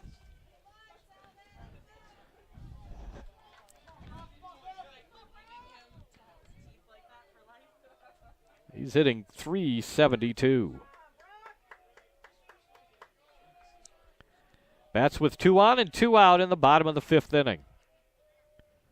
Arrigo's pitch, ground ball, back up the middle. Played at second base. Platt did not get the out there, did not get the out at first.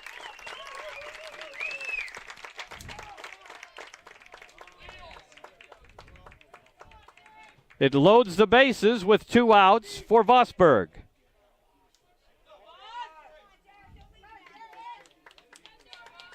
Being scored a fielder's choice. The argument is if he doesn't worry about the second base play, just fields it and throws to first, he probably gets Bollinger.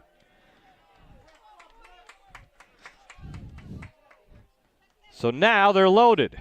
Infield single, error, and a fielder's choice. Vosburg takes a breaking ball, strike 1. Vosburg is 1 for 2.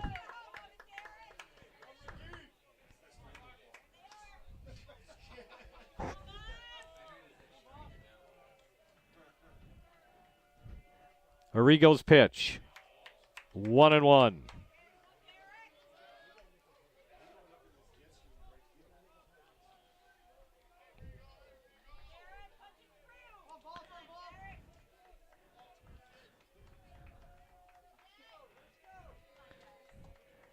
First jam in a while for Arrigo. Vosburg, a big hack, and he missed it, 1-2. Arrigo walked 2 batters in the second, but they were both stranded. Now he's got to deal with 3 men on. 2 out, though, and a 1-2 count on Derek Vosburg.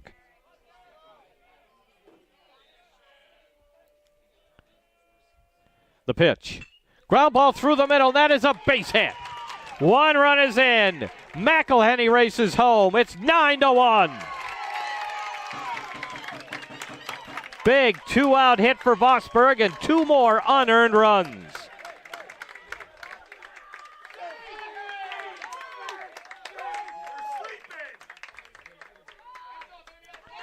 Taking third on the play was Bollinger.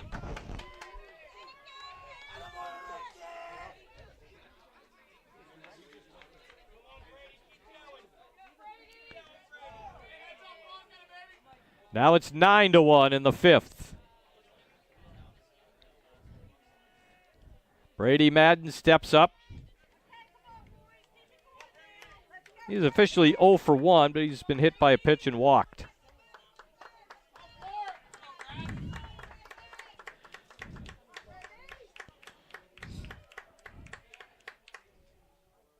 Seven unearned runs in this game.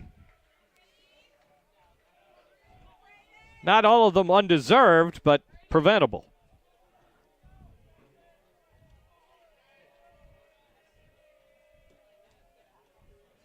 1-0 pitch, lashed foul. Madden was way out in front of that. 1 ball and 1 strike on Madden.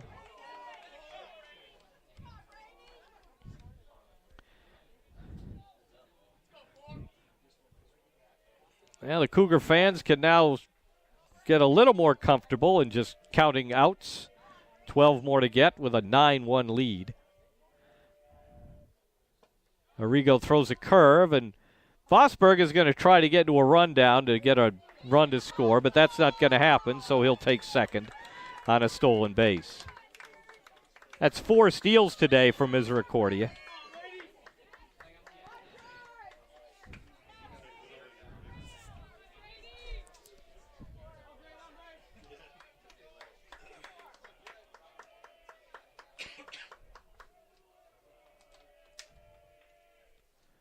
Line drive, it's going to drop into right center for a hit and 2 more runs.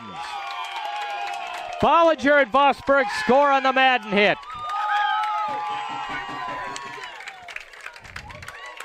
It is 11-1.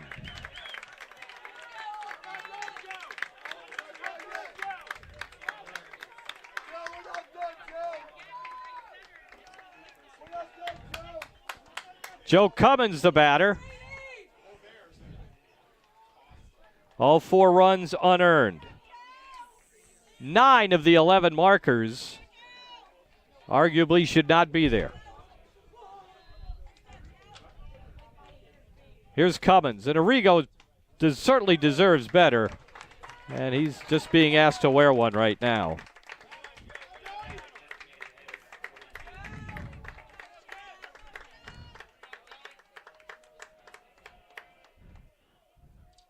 Cummins slaps it foul, and it's 1-1.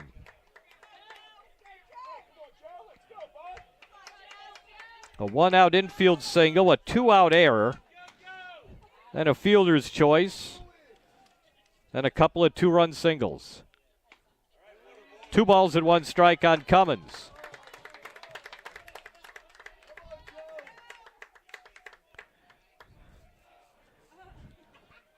Well, we'll see how much resolve the Seahawks have now. 3 balls and 1 strike as Arrigo misses the outside part of the plate. There's no real bullpen activity for Salve Regina.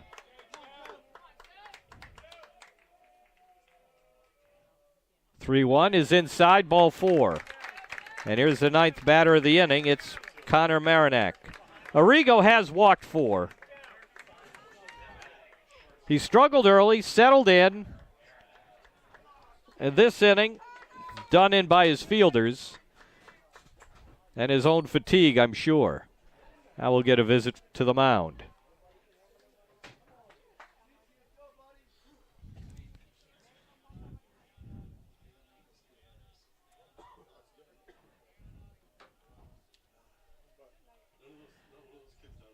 Well, the Seahawks sure expected more than this from their team today for sure. They have given up 23 runs in the 2 games on 20 hits. They've committed 3 errors. They have walked 13 batters in 2 games. They've hit another 5.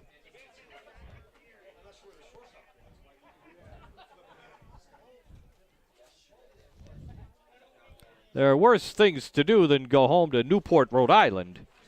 But knowing that when you get there, you got to put all your stuff away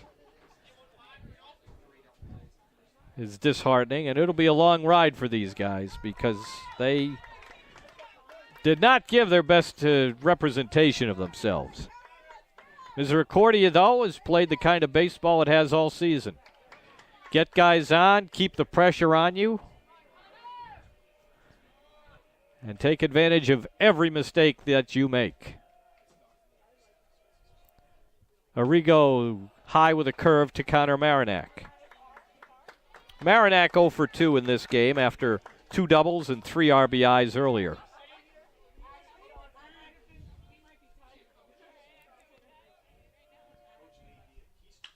Fly ball, right center field. Chasing back on it is D'Amato. It's over his head, and he can't make the play at the fence.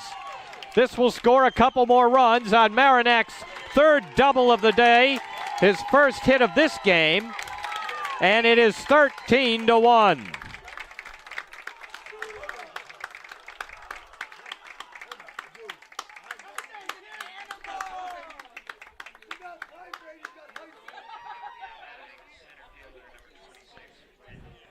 Brendan Gray is the batter. Gray grounded out to start this inning. Bats with Marinak at second base. 6 runs in this inning after 7 runs in the first. Curveball for a strike.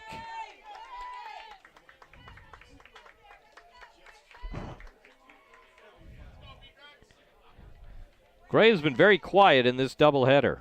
0 for 6. Fouled away. No balls and 2 strikes. So in game 1, they had a 7-run 6th inning. They got 7 runs in the first inning, and now they have 6 runs in the 5th.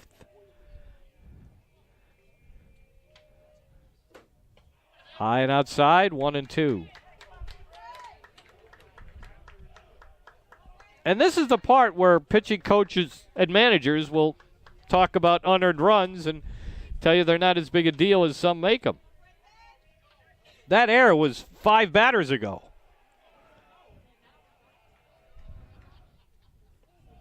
Two and two.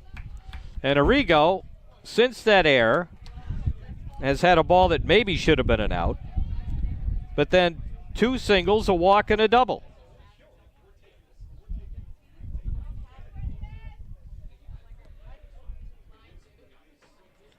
2 balls and 2 strikes on Gray. Big curve is way outside. Somebody's loosening up in the bullpen for Salve Regina.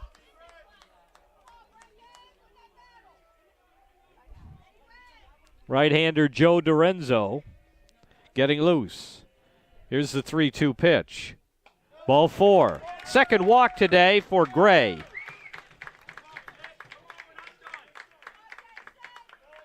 Five walks thrown by Jason Arrigo. Sanfilippo singled and scored earlier this inning, his second hit of the game.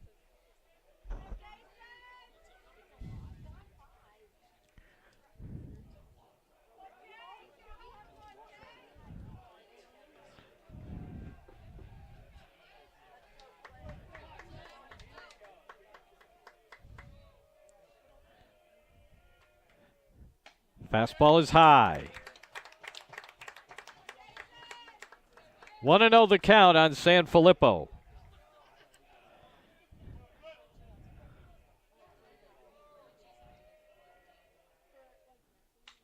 Fouled back. 1-1 the count.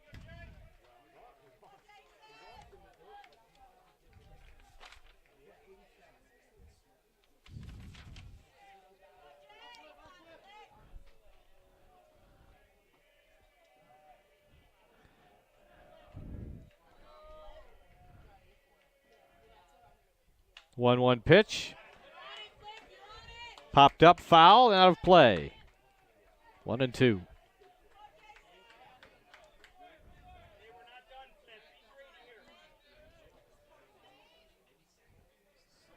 So Salve Regina is going to have to average 1 run per out the rest of the way. That's not easy to do.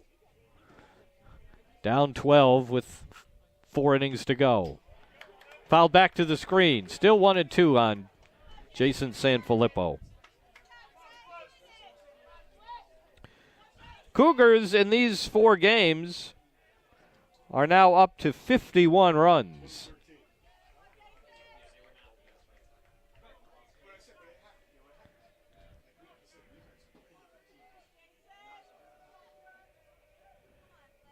The stretch and the 1-2 pitch coming. Runner breaks. Line drive down the line and left. That's fair. Coming around third is Marinac. Being waved home is Gray. The throw is not going to be made. 2 more runs on the double by Sanfilippo. An 8-run inning and a 15-1 lead.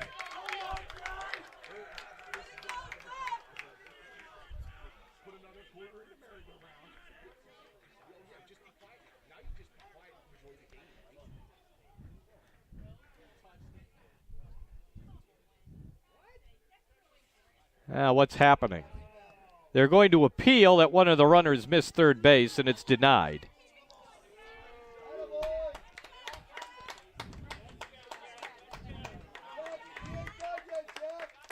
$15-1 is the score. 2 7-run innings today, and now an 8-run frame. They'll do it again.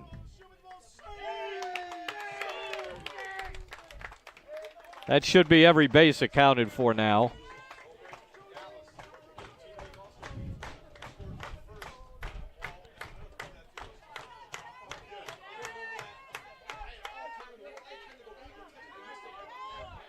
Dorenzo is still warming up in the bullpen.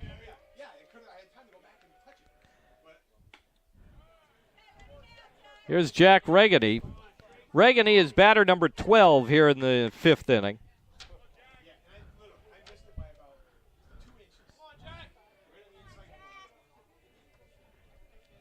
All these runs are unearned.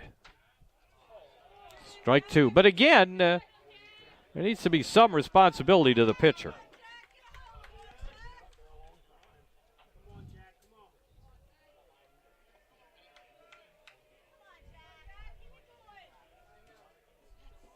The 0-2 pitch to Regany. Outside low. Not by much. 1-2.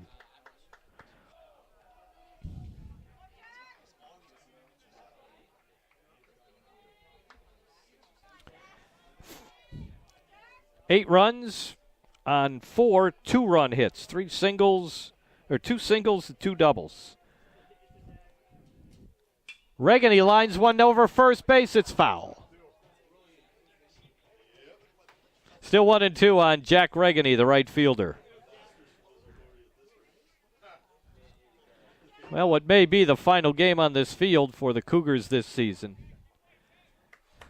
They have made it a most productive and memorable one.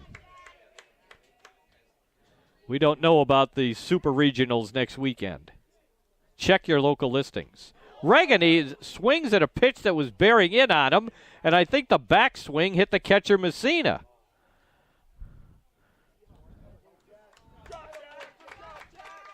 Boy, those were 2 guys who did not expect how that play was going to turn out.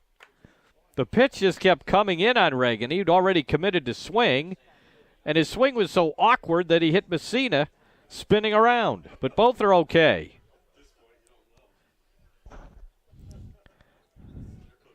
Although you could forgive Messina if he wouldn't mind a replacement.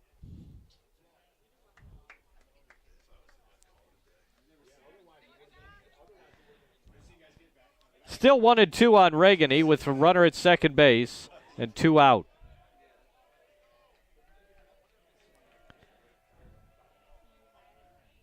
Here's the 1-2. Line drive down the right field line, but it's foul.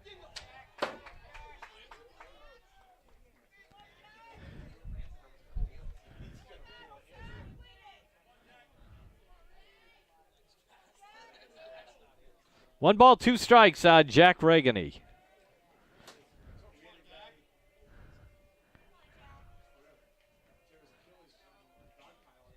Here's Arrigo's pitch. Outside and low.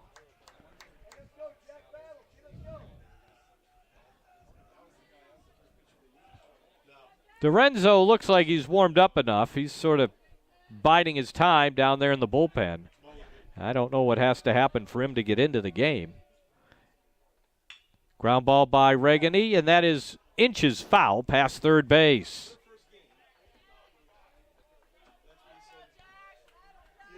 Arrigo has pitched 4 1/3 innings.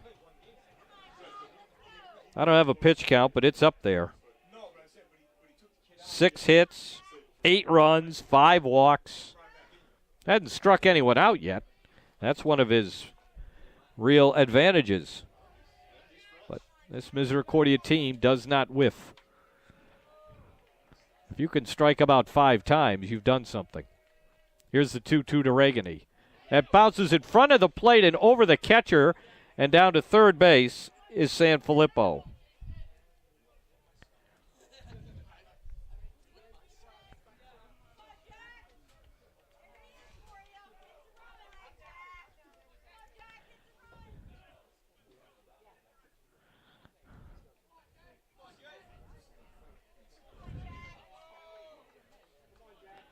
Full count on Regani with 2 out and a runner at third.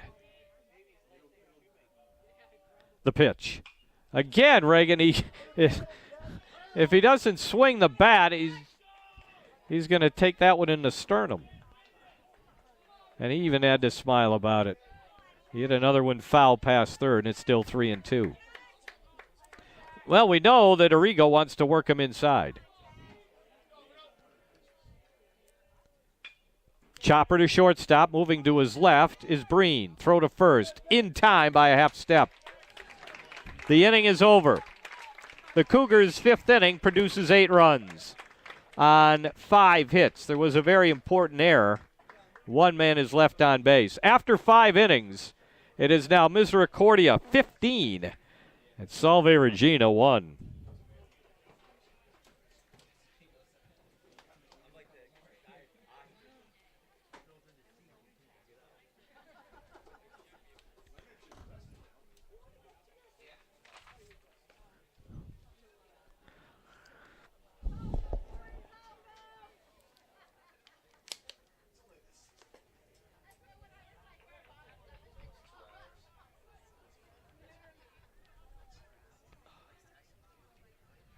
Can we bring Keystone back?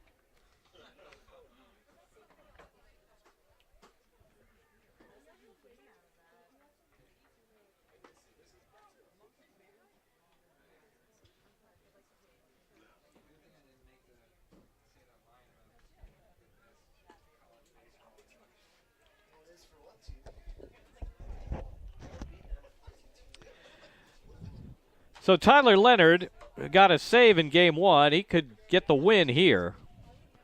He came on after Joe Valenti pitched 4 innings and gave up 1 run on 5 hits. Here's Christian Homa, who has a 13-game hitting streak after a single in the third, drove in a run. 15-1 Misericordia, ball 1 from Leonard.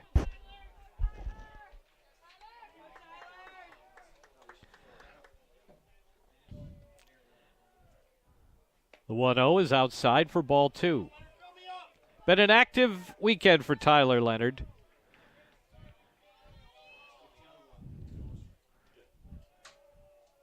The 2-0. Foul fly to left and out of play. 2 balls and 1 strike on Christian Homa.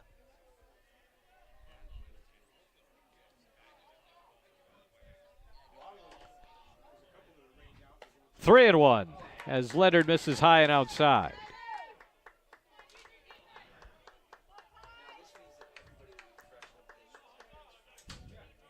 The next one, ball 4.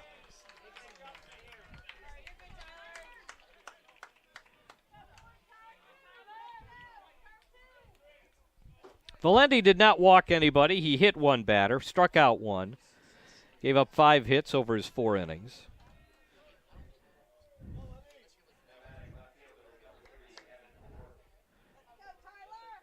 Evan Rourke is 0 for 2. Vosberg will play behind Homa. Rourke takes a strike on the inside corner.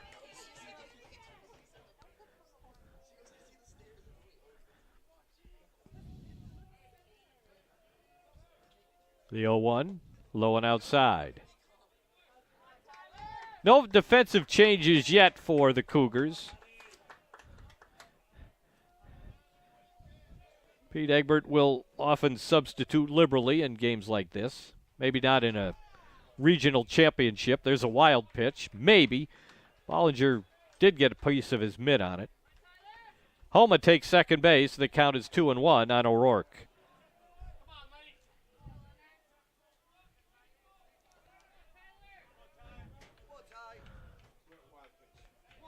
It is a wild pitch on Leonard, moving the runner to second.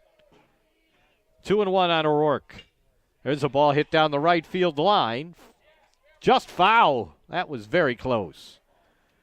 But foul, and no complaint from anybody in Salve Regina colors.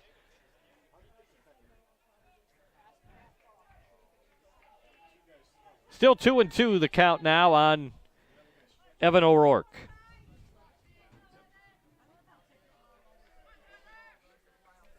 He had an exciting freshman year.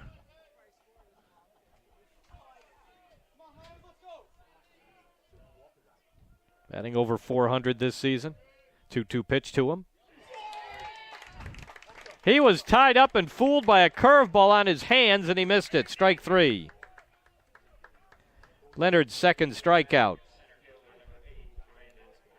Brandon Grover is up now. He's 1 for 2. And here comes Pete Egbert out of the first base dugout.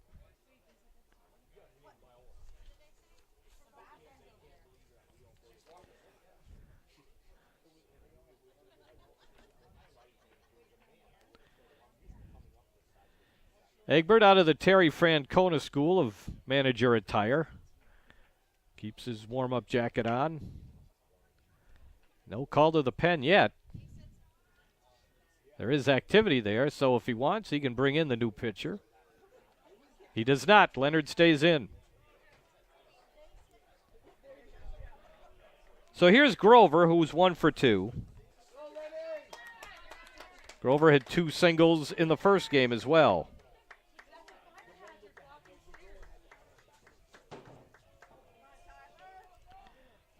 Runner at second, 1 out. Top half of the 6th, and it is 15-1 Misericordia.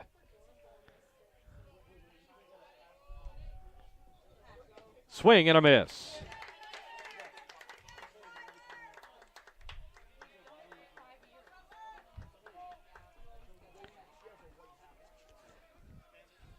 Leonard, the senior from Royersford, finishing his career with some important outs.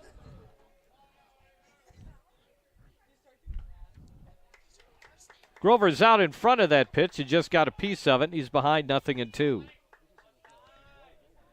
Salve Regina set a school record, winning 39 games this year.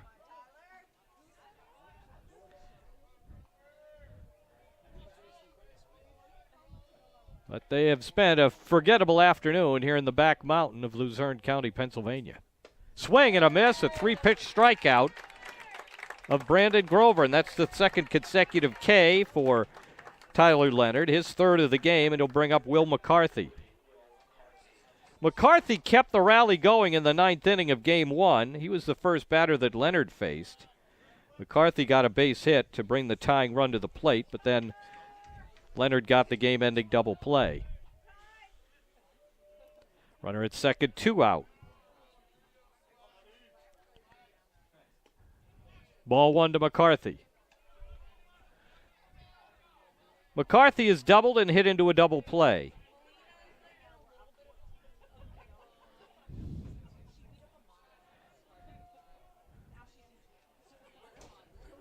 Batting over .480 the last 3 weeks. Down and away, ball 2. Kid's come a long way from the .201 hitter on April 1st.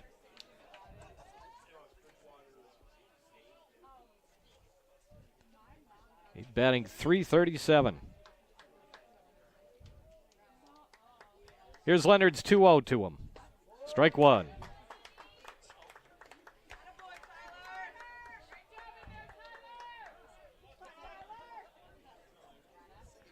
Cougars with 15 runs on just 9 hits.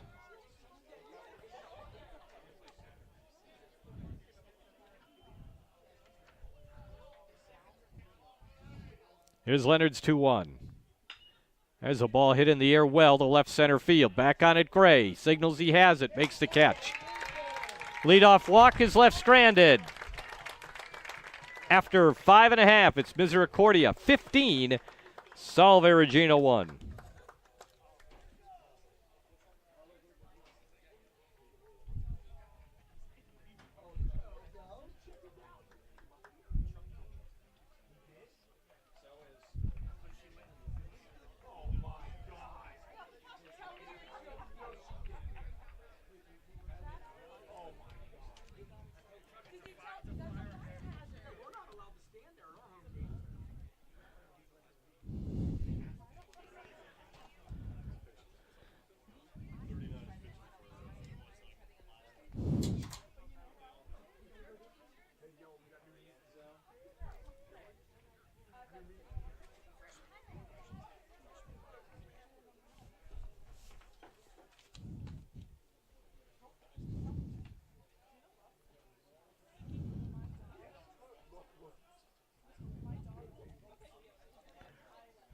Freshman right-hander Joe DiRenzo has come on to pitch. Joe is out of Trumbull, Connecticut, and this is only the 3rd time he's pitched this year.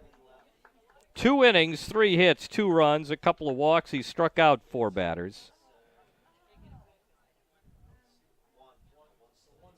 Somewhat of an all-or-nothing type of pitcher. He's only faced 9 hitters.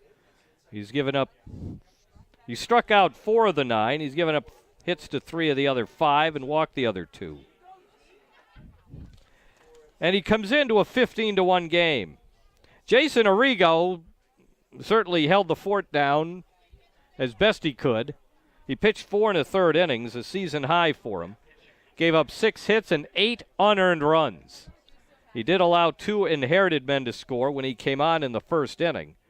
That made a 5-0 game 7-0. And then he kept Misericordia off the board until he ran out of gas and defensive support in the 5th.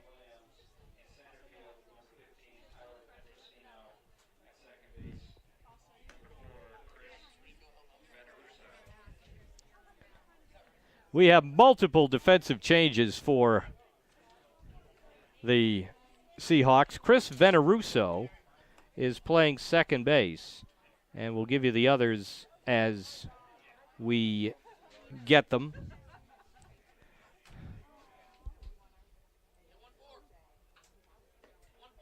This is usually the sign when the losing team starts making its substitutions.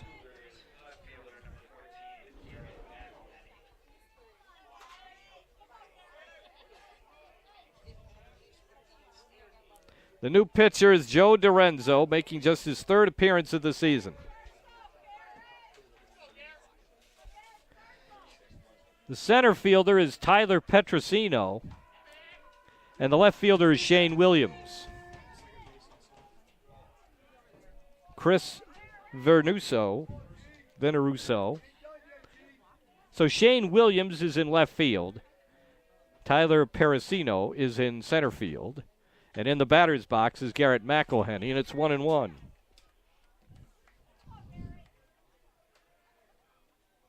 McElhenney today has been his usual pest.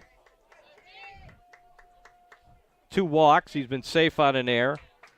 2 stolen bases, scored twice.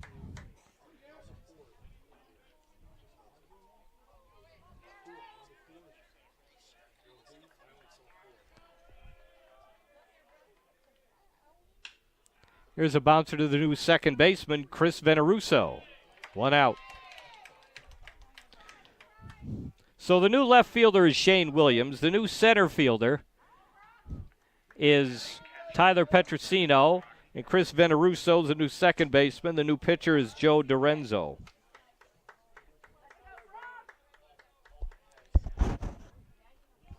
Here's Bollinger. Has a 2-run single and 4 at-bats. Ball 1. Only 2 of these runs today are earned.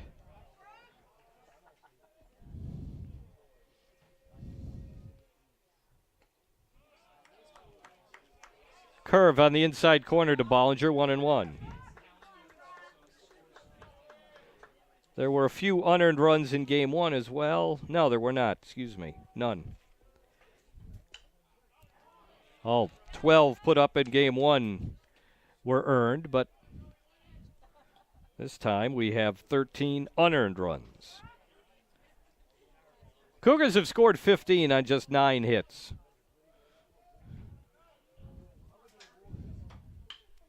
There's a smash through the middle, and Brock Bollinger has his second single. Hit number 10 for Misericordia. Derek Vosberg has 2 singles and 3 RBIs.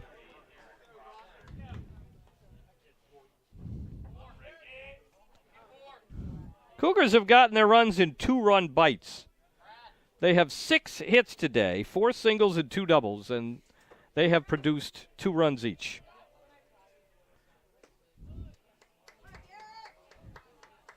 You'll be pleased to know that the first baseman, Cano, is holding Bollinger on at first base.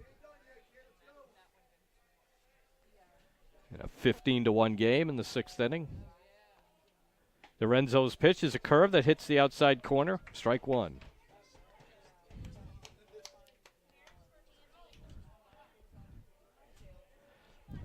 Vosberg finishing up his Misericordia career. However this season goes, he'll take the road with them. 1 ball and 2 strikes.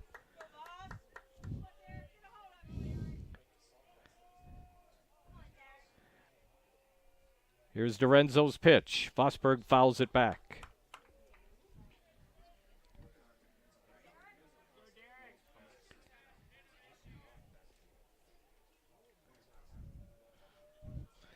Only the 3rd game of the season for this right-hander.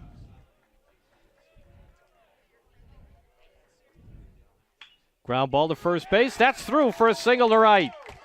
And Bollinger hesitated towards second, got the sign to continue, and he'll make 3rd.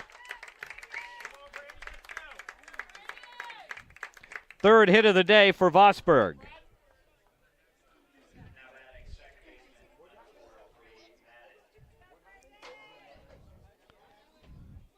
Brady Madden comes up after a 2-run single his last time at bat.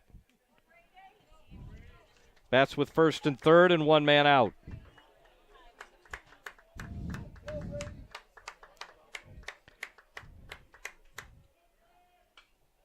That's hit sharply foul over the first base dugout. The screen extends from one dugout to the other behind home plate. And then there's some screening at the edge of the parking lot. Ground ball to third. It's through for a base hit out of the reach of McCarthy. Bollinger scores. It's 16-1.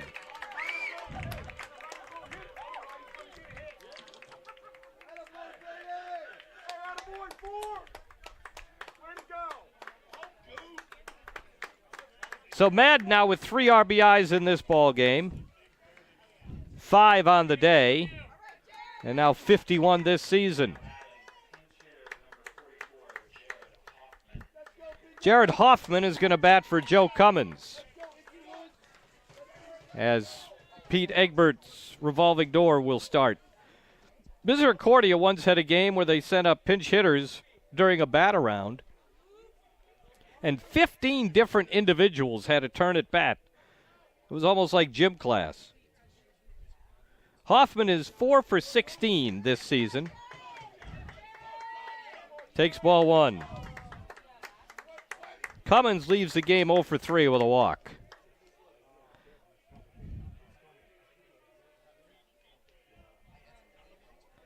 Dorenzo is set. Pitch to Hoffman. Almost a wild one. Nice backhand snag in the dirt by Gianfranco Messina. He will be the first to sack out on the bus going home.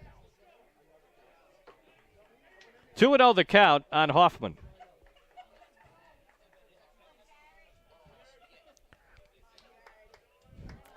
Dorenzo's pitch. Low for ball 3.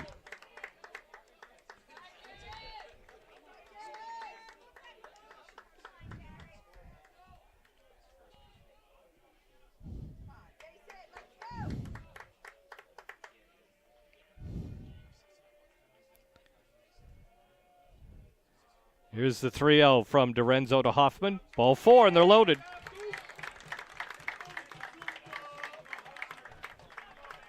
Nine walks allowed by Seahawk pitchers. Connor Marinac. Marinac delivered a 2-run double last time. In game 1, he had a couple of doubles and drove in 3 runs. He's also hit 3 long fly balls that were caught over the course of today. What a day it has been for the Misericordia Cougars.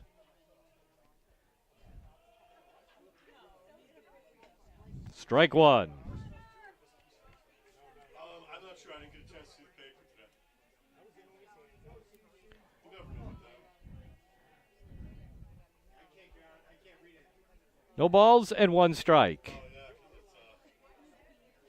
The pitch is curved for strike 2 to Marinac, who steps away from the batter's box. No balls and 2 strikes on Connor with 1 out, and the base is loaded.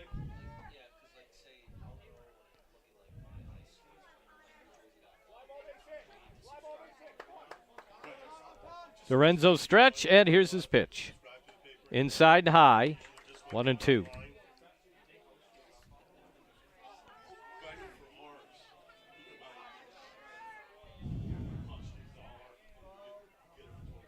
It's the 6th inning, and Marinac is batting for a 5th time.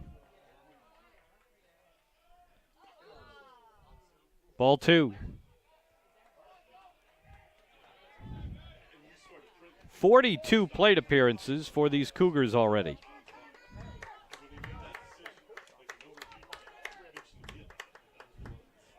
The other day, somebody had 53. I think Washington and Jefferson had 53 plate appearances. And Marinac continues his lively batting with a liner to left center. It's his 4th double of the day, and it scores 2 more runs. 5 RBIs for Marinac.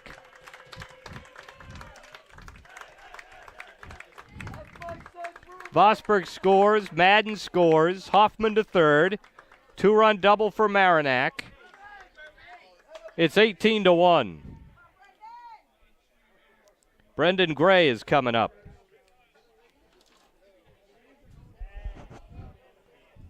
Boy, when you look at the season schedule in future years, Go back to Salve Regina 2023's season.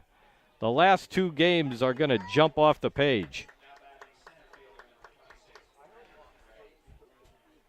Twice this year they gave up 11 runs, and then they gave up 12 in the opener here, and now it's 18.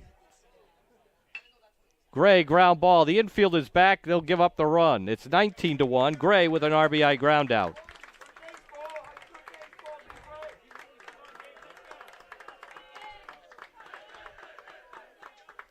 Four more runs in the inning to make it 19-1. This is Gabe Bunn. Gabe Bunn, the sophomore third baseman, is coming up to pinch hit. Bunn at 283 hitter with 1 homer, and he's knocked in 12 runs.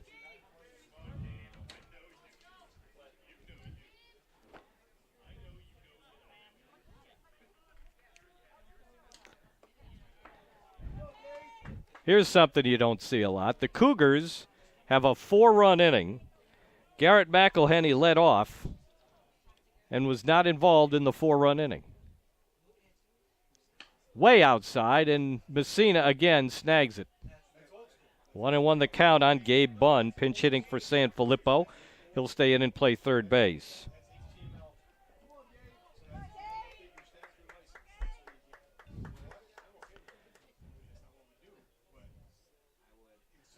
The 1-1 delivery. Bunn gives it a ride down the left field line. It's foul. Not home run distance, though, but foul.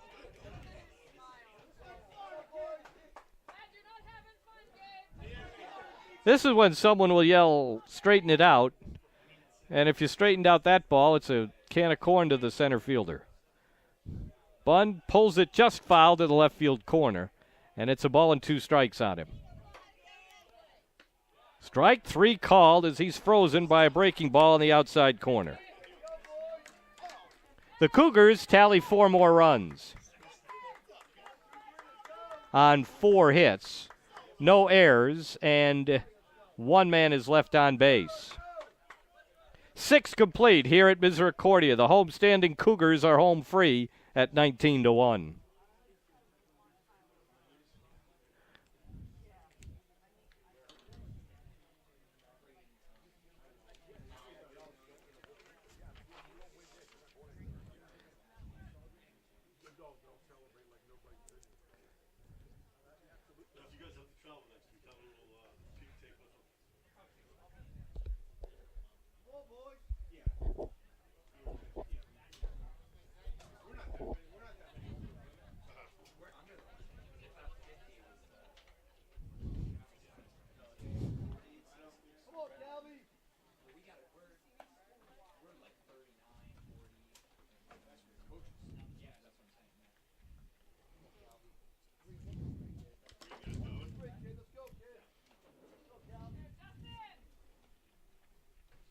The new Misericordia pitcher is right-hander Justin Calvaries.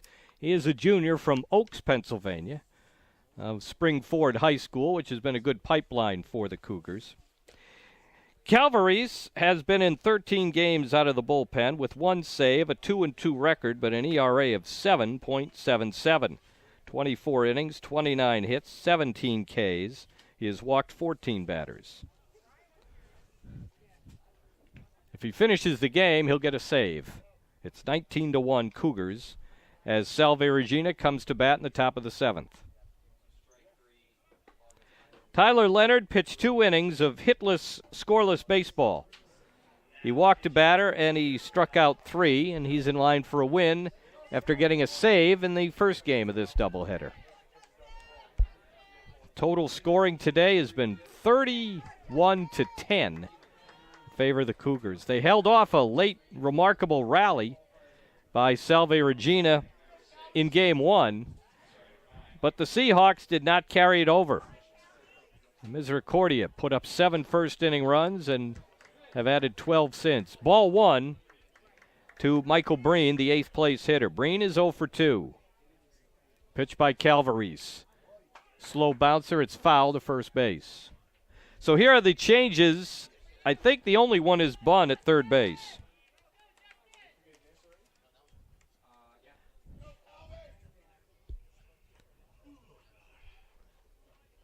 We'll see about substitutions here along the way because there may be some sentiment in play here. 1-1 pitch. Bouncer slowly hit to Connor Marinac. Throws. Vosberg digs it out. First out of the inning.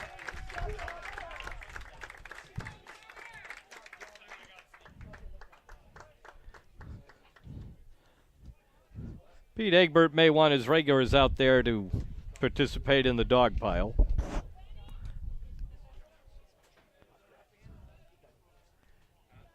Calvaries deals to the 9th place hitter, Kyle Platt. Platt is 0 for 1. Last time up, he was hit by a pitch ball. In the dirt, 1 ball and 1 strike. There's a pinch hitter on deck for the catcher, Messina. Matt Stokes will bat in his stead. Messina's had a long day. 2 balls and 1 strike now on Platt. Pitch by Calvaries. Strike 2. 2-2 on Kyle Platt, the second baseman. Joe Valenti started this game, 5 innings, 1 run. 4 innings, 5 hits, 1 run. 2 shutout innings from Leonard, and now Calvaries.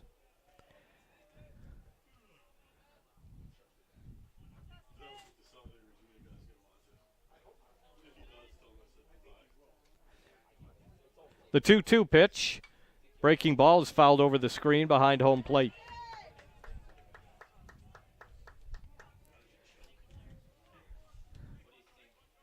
You certainly look at decisive championship type games a lot differently when the issue is long decided. Fouled away. You get 7 runs in the first inning of a decisive game. There's no real drama.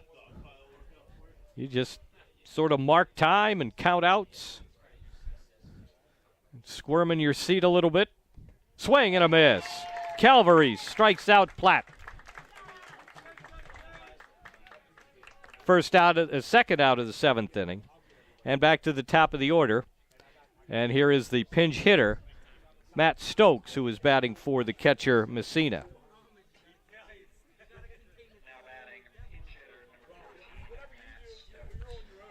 Stokes served as sort of their offensive opener in Friday's game and made an out. Takes ball 1. Stokes has 1 hit in 11 at-bats. 1 ball and 1 strike to count on Stokes. He's a freshman out of Summit, New Jersey, listed as an infielder. Calvaries pitches outside. 1-1.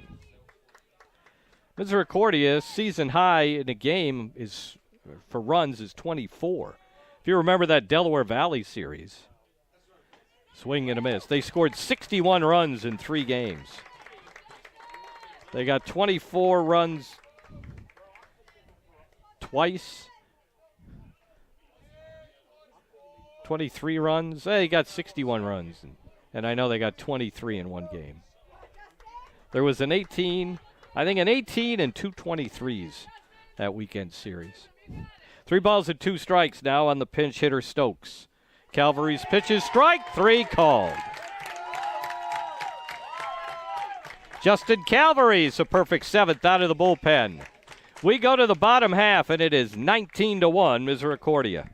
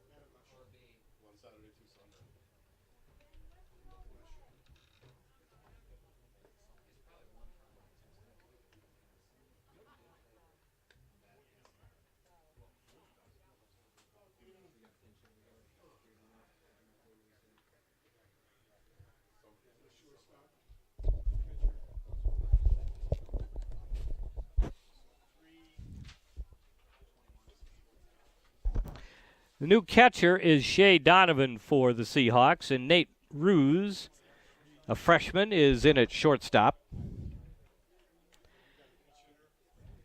And the Cougars will probably substitute liberally from now on.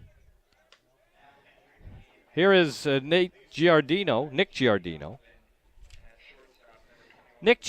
the freshman out of East Meadow, New York, will lead off as a pinch hitter for Jack Regany in the 7th inning.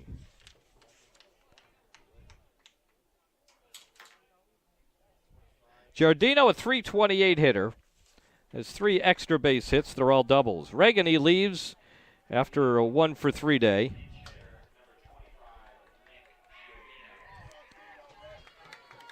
So Giardino leads off.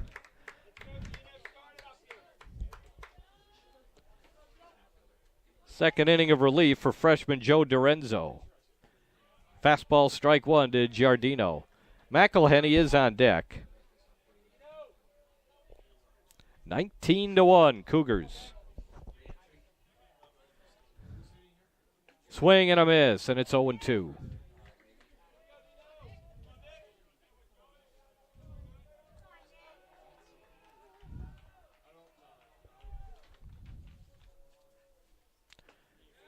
Swing and a miss, a 3-pitch strikeout.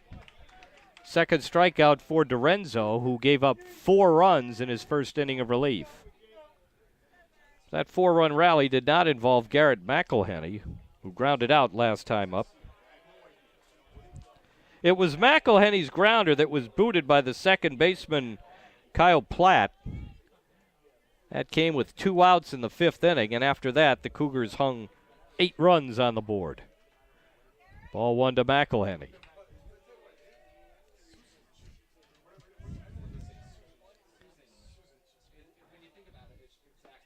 Breaking pitch, strike 1 on the outside corner. 1 ball and 1 strike on Garrett McElhenney.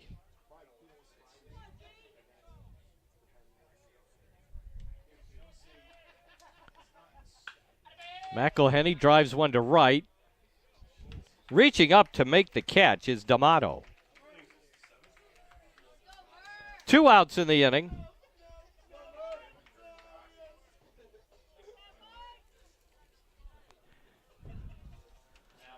And Mike Murphy is batting for Bollinger. Bollinger had 2 hits and 2 RBIs, scored twice. Not to alarm anybody, but McElhenney is now hitless in his last 4 at-bats. Ball 1 to Murphy.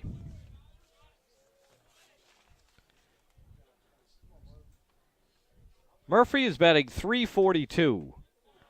13 hits and 38 at-bats. He falls behind 0-2.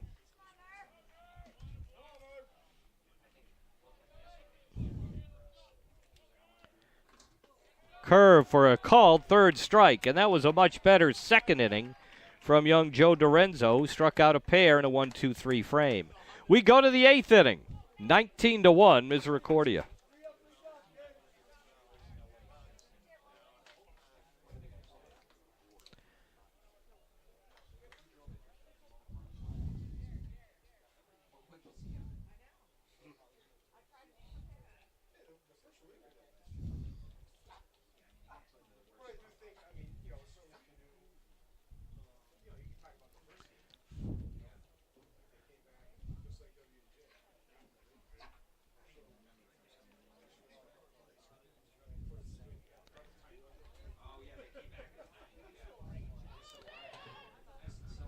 So there will be 2 defensive changes, 3 defensive changes. Murphy will catch. Giardino is in right field, and the new second baseman is Josh Berger.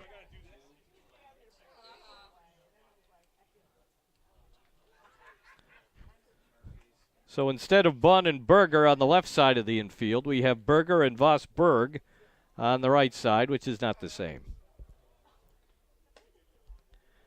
Second inning of relief for Justin Calvarese.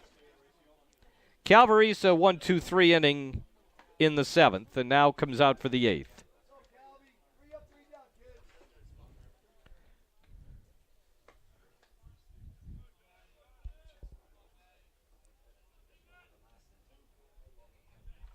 For the first time in this doubleheader, a left-hander loose for the Seahawks. It's freshman Brendan Foley warming up. He may pitch the 8th.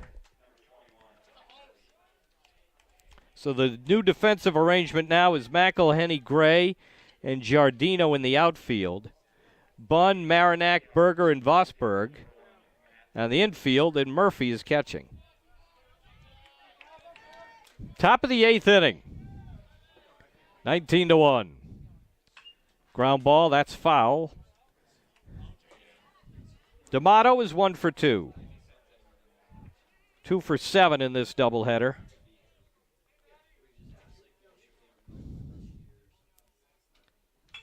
Ball hit towards shortstop. Marinac knocks it down. A pickup with the bare hand. Out. D'Amato tripped over first base, and Marinac recovered just in time to get the play. That's 7 consecutive batters retired by Cougar pitching, and it's been a long time since they've allowed a hit. 14 batters have come up since the last guy to make a hit. That was Grover leading off the 4th. Tyler Cano has had a frustrating second game after dominating the first. He's hit 3 grounders, one of which was a double play. 2 others were force outs. He's had men on base each time, not been able to come through as he did in game 1. 2 balls and no strikes on Cano. Spells his name Cannoe. Out of Schenectady, takes ball 3, low and outside.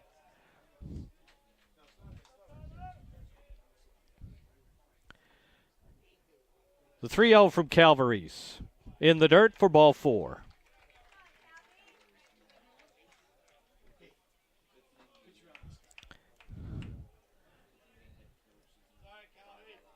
Christian Holm is up next. He's 1 for 2. Extended his hitting streak to 13 games.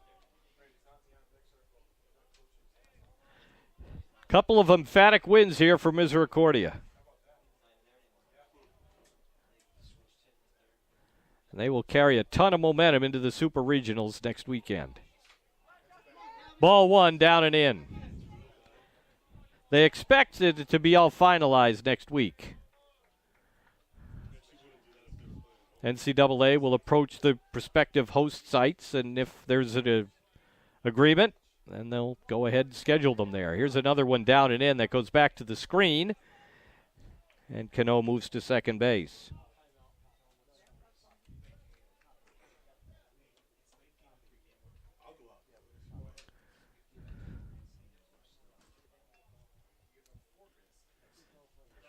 Marinac in for a word with Calvarese. Runner at second base with 1 out, a 2-0 count on Christian Homa. Misses a slider down and in. It's 2-1.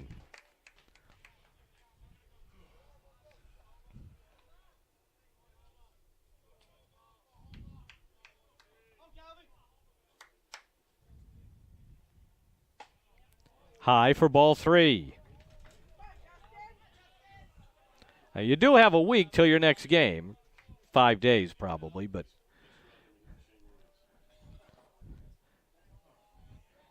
so you take that into account if you're considering relief pitching assignments. Here's another walk.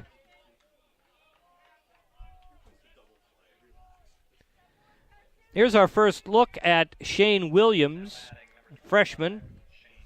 He came into the game a couple innings ago in left field. He has 18 hits in 66 at-bats. He has hit 3 home runs. 278 hitter, takes high and tight.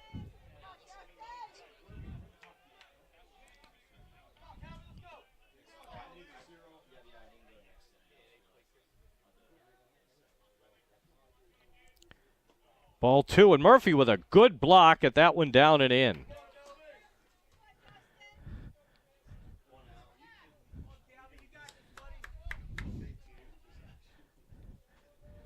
Going to get some action in the Misericordia bullpen.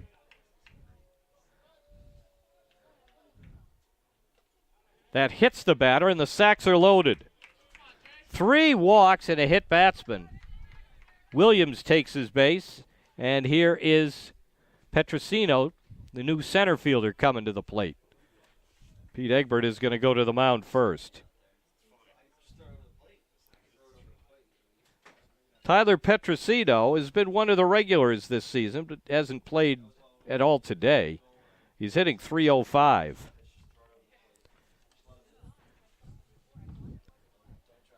Petrosino hitless in his last 12 at-bats. Comes to the plate with the bases loaded, 1 out. It's 19-1. But if you're Tyler Petrosino, you make the most of this opportunity. And I'm sure that there's evaluation going on by the Salve Regina coaches to find out who still cares and who's giving away at bats.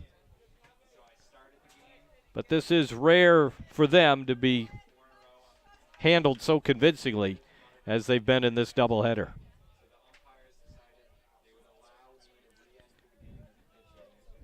So Petrosino bats with the bases loaded. Swings at the first pitch and taps a foul at home plate. Junior outfielder, put into the lineup last inning as a center fielder.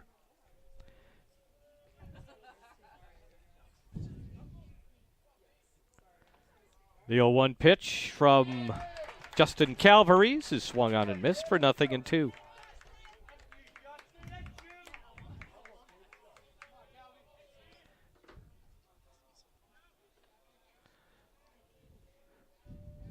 The 0-2, foul back.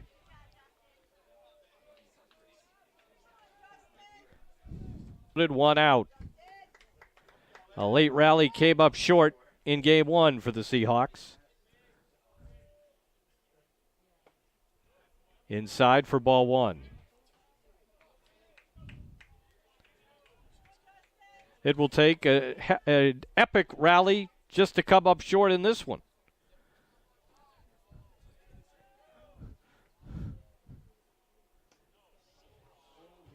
That hits him in the foot, and he gets a painful run batted in.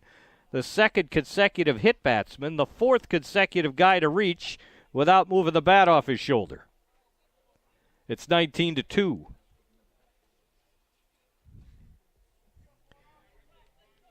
There is a left-hander getting loose in the Misericordia bullpen.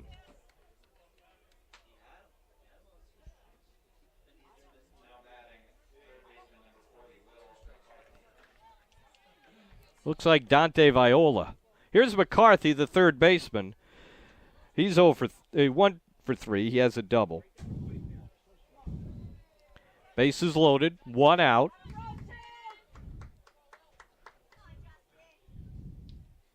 Pitch by Calvaries. Driven to right field, foul.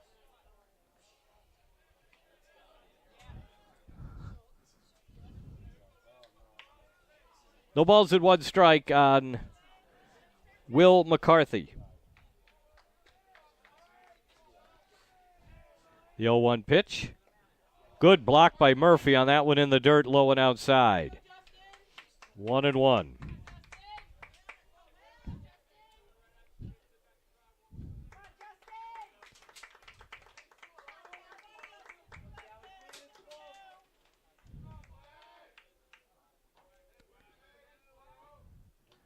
Murphy again with a spectacular play.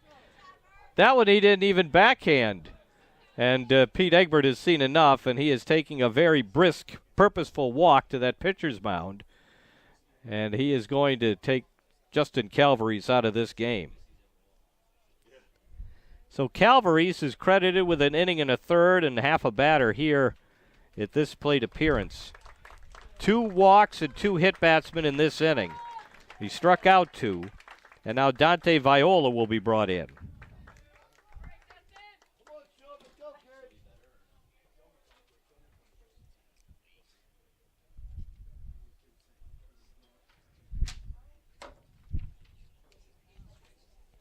The lefty Viola is from Washington Township, New Jersey.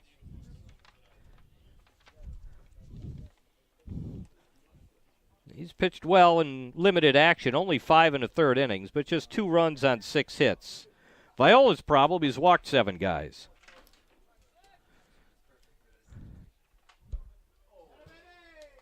And the first pitch of the warm-up engenders no confidence. He inherits a 3-men-on, 1-out situation and a 2-1 count on the batter, Will McCarthy. But it's 19-2. And I guess if you're going to bring in a struggling pitcher, this is the time to do it.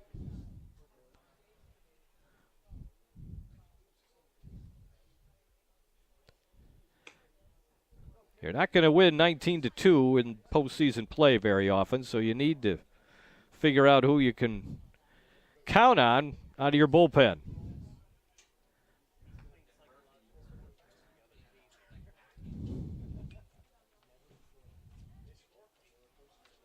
Cougars know Leonard is reliable, but haven't really had high leverage situations in this season, this postseason.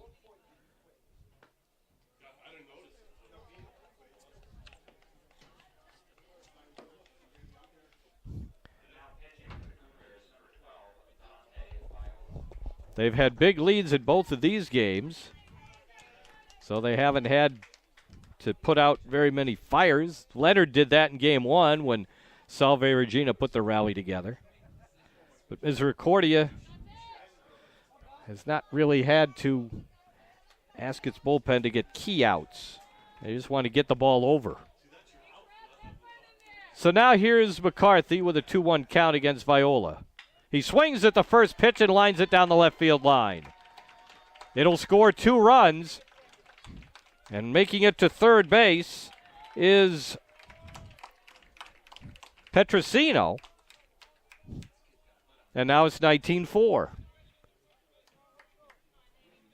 2-run double for McCarthy, his second 2-bagger of the day. Now batting, number 21, Nate Ruse.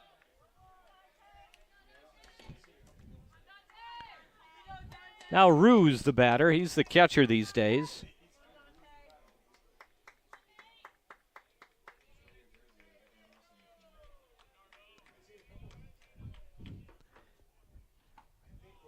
That's a ball. Nate Ruse is 3 for 9 in 8 games this season. Second and third with 1 out. Viola's pitch is outside for ball 2.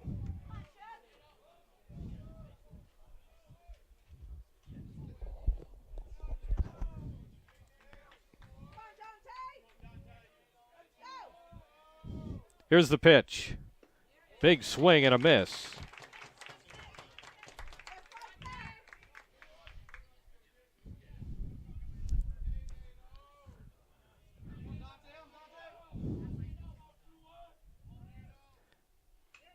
Fouled away. 2 balls and 2 strikes. Petrosino is at third base. McCarthy, the runner, at second. 3 runs are home, and it's 19-4.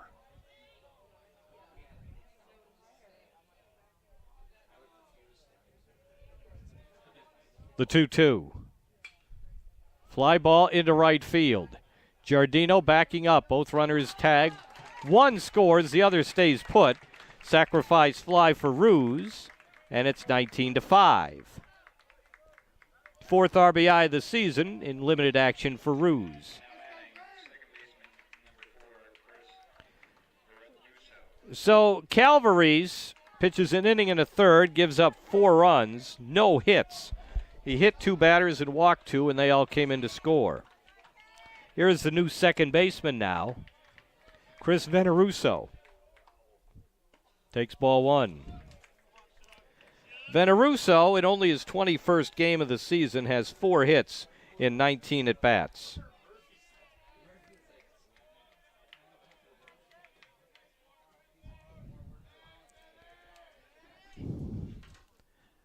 Viola's 1-0 is high and outside for ball 2.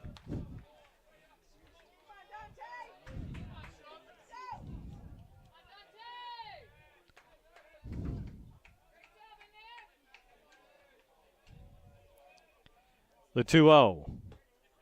Low for ball 3.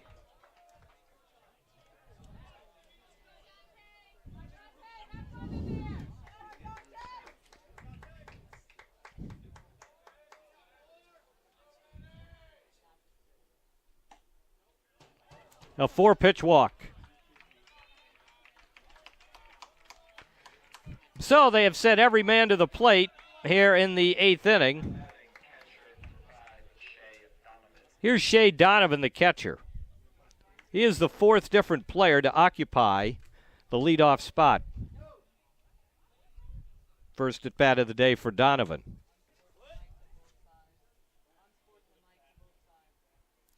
Donovan has 7 hits and 27 at bats this year.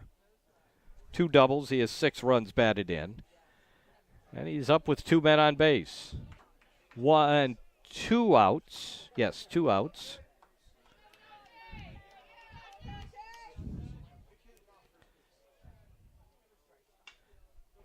Fly ball to right field. Giardino backing up, makes the catch. Salve Regina scores 4. They had to do a lot better than that. They did so on 1 hit. They left 2 runners on base. We go to the bottom of the 8th. Misericordia now 19-5.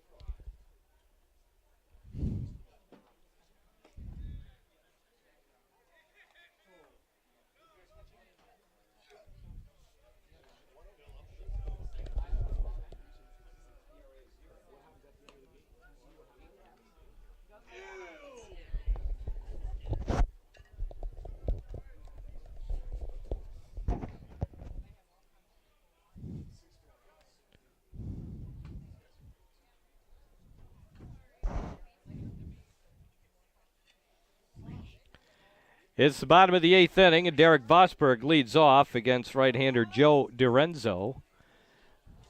Freshman in his 3rd inning of relief. 3rd pitcher of the day for the Seahawks. DiRenzo gave up 4 runs in his 1st inning and had a 1-2-3 inning his 2nd time around, and he starts Vosberg with a swinging strike.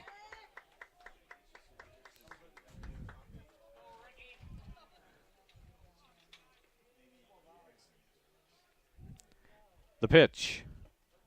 Ball 1. Josh Berger is on deck after going into the game at second base. 19 runs on 13 hits for the Cougars, who have received 9 walks. 1 ball and 2 strikes now on Vosberg.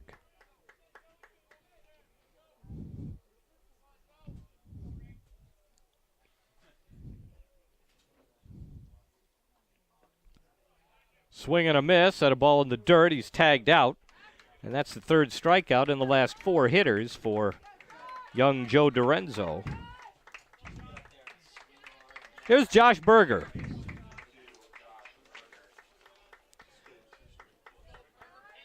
Berger, 10 hits and 44 at-bats for a .227 average. Swing and a miss.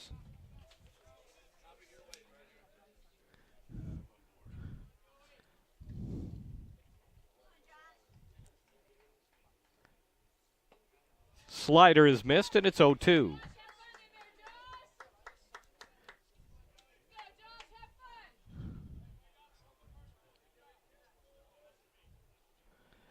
Brady Madden had 2 hits and 3 RBIs today. Scored 3 runs.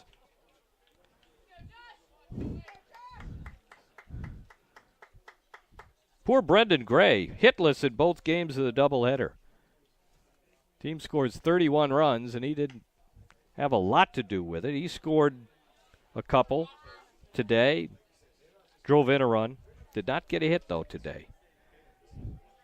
Garrett McElhenney 0 for 4 in this game. Called strike 3, and that is 3 consecutive strikeouts for Dorenzo, and he has struck out 4 of the last 5 batters. In fact, 5 out of 6. Jared Hoffman walked and scored in his only plate appearance today. He's the DH now. 2 out in the bottom of the 8th. Ball 1.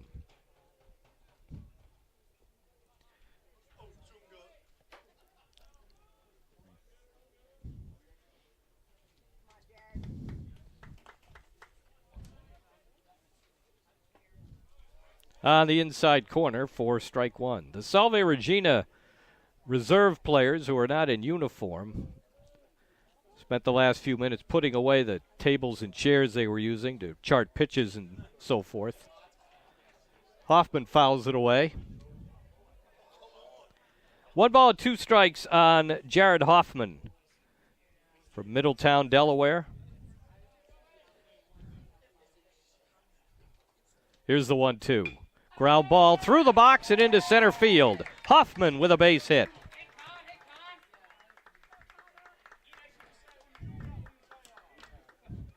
That is the 14th hit for Misericordia.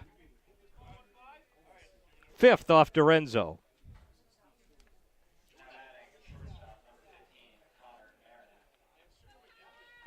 Only the 5th hit of the year for Jared Hoffman as Connor Marinac steps up. What a productive doubleheader for him. And he's hit by a breaking ball. No, it missed him. Goes back to the screen as a wild pitch. Marinac had 2 doubles in game 1, driving in 3 runs. He has 2 doubles today and has driven in 5 runs.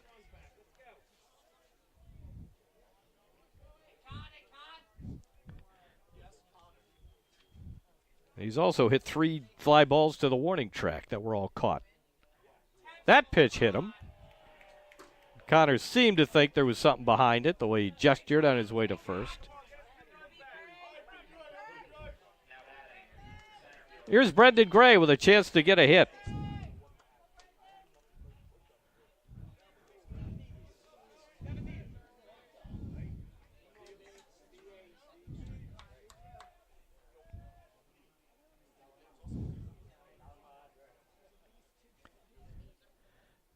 Lorenzo's pitch, ground ball on the right side, and there's the hit for Gray. They hold the runner at third, Hoffman, and the bases are loaded. And did you see Brendan Gray signal after he ran to first? He knew he didn't get a hit. I'm sure he'd been reminded 100 times by everybody else. The bases are loaded, and the batter is Gabe Bunn.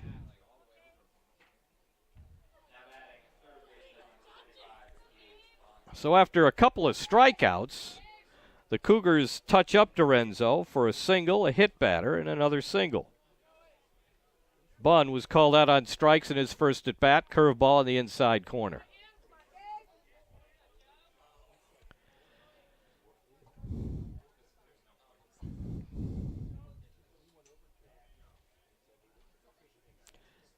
The 0-1 drops in for strike 2. No balls and 2 strikes on Bunn.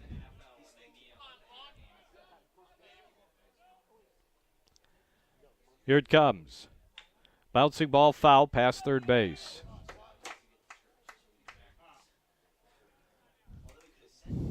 Cougars had to sweep this doubleheader. They had to win the first game to force this one. They held off a remarkable rally from Salve Regina to win 12-9 and did not give the Seahawks any chance in this one, scoring 7 first-inning runs.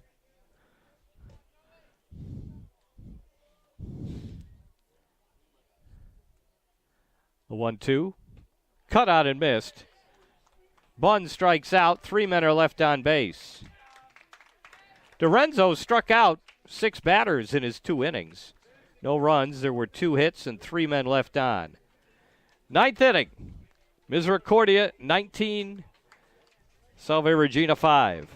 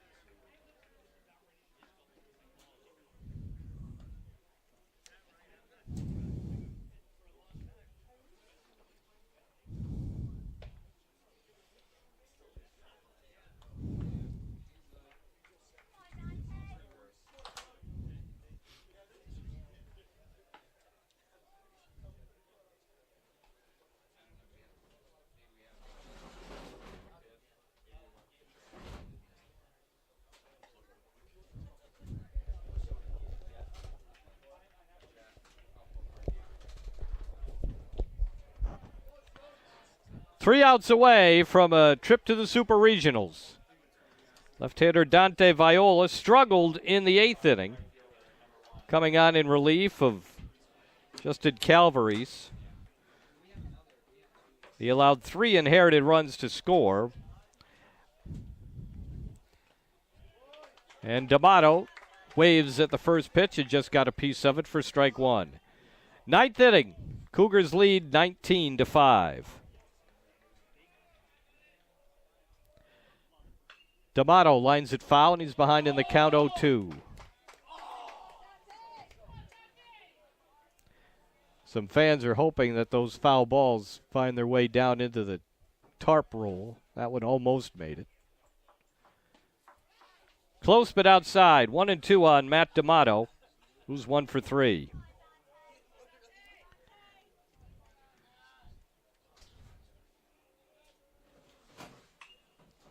Curveball is popped up to shallow left center. Gray races in. McElhenney comes in, and he can't make the catch. A bloop single for D'Amato. Great effort by McElhenney, but he could not get to it. He got close enough to have some hope. Did not make the catch, and it's a leadoff single. That's hit number 8 for the Seahawks, and this is Tyler Cano. Walked and scored last time up. He's 0 for 3.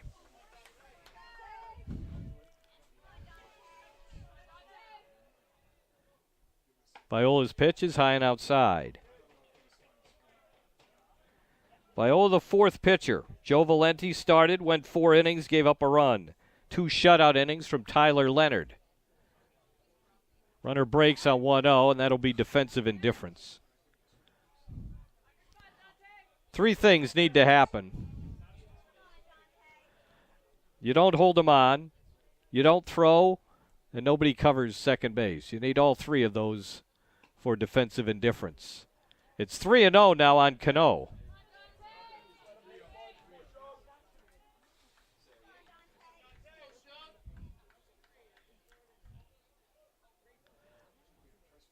Cano takes strike 1.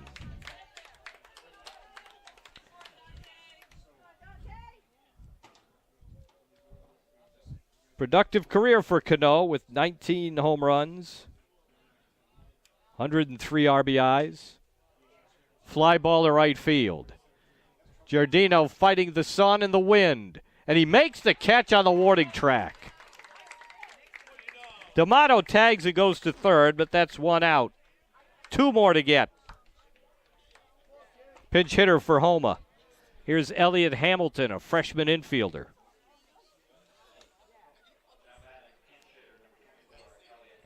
Elliot Hamilton has only been in 5 games. He's been to the plate 6 times, 2 for 5 with a walk.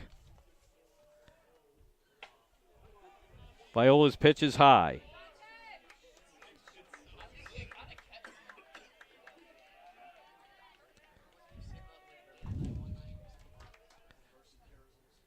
Outside, 2-0. So Christian Homa, who has approached a lot of the records of his manager, Eric Sorella. Sorella, one of the great players in the history of Salve Regina. Homa leaves this game 1 for 2. There's a ball hit well to right center field. No one can get to it. Giardino will pick it up on the warning track, and that's a pinch hit double for Elliott Hamilton, scoring D'Amato and making it 19-6.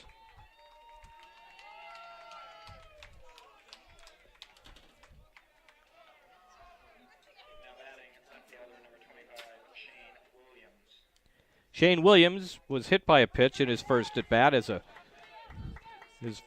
came in as a defensive replacement in the 6th.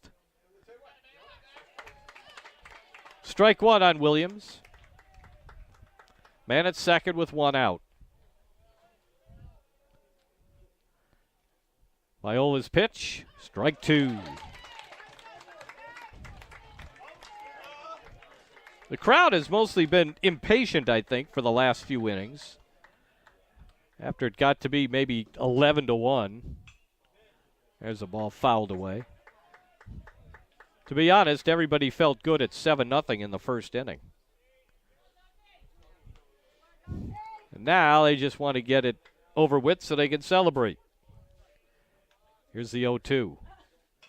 Williams stays alive with a foul at the plate.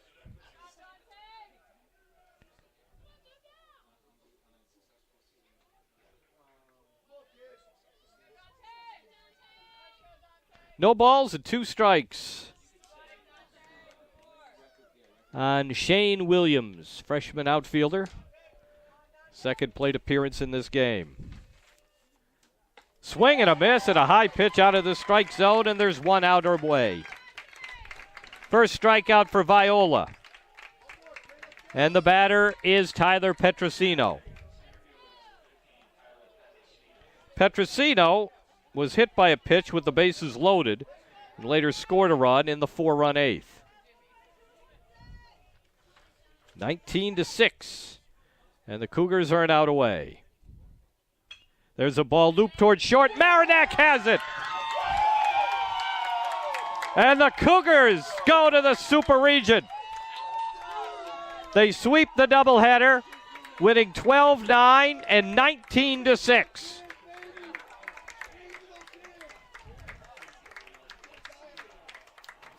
They take down the top-seeded Seahawks of Salve Regina in emphatic fashion.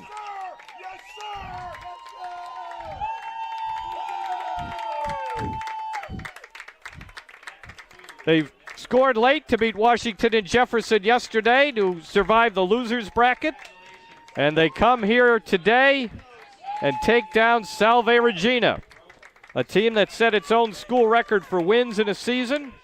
But they'll finish 39-10-1. The Cougars move on at 37-13.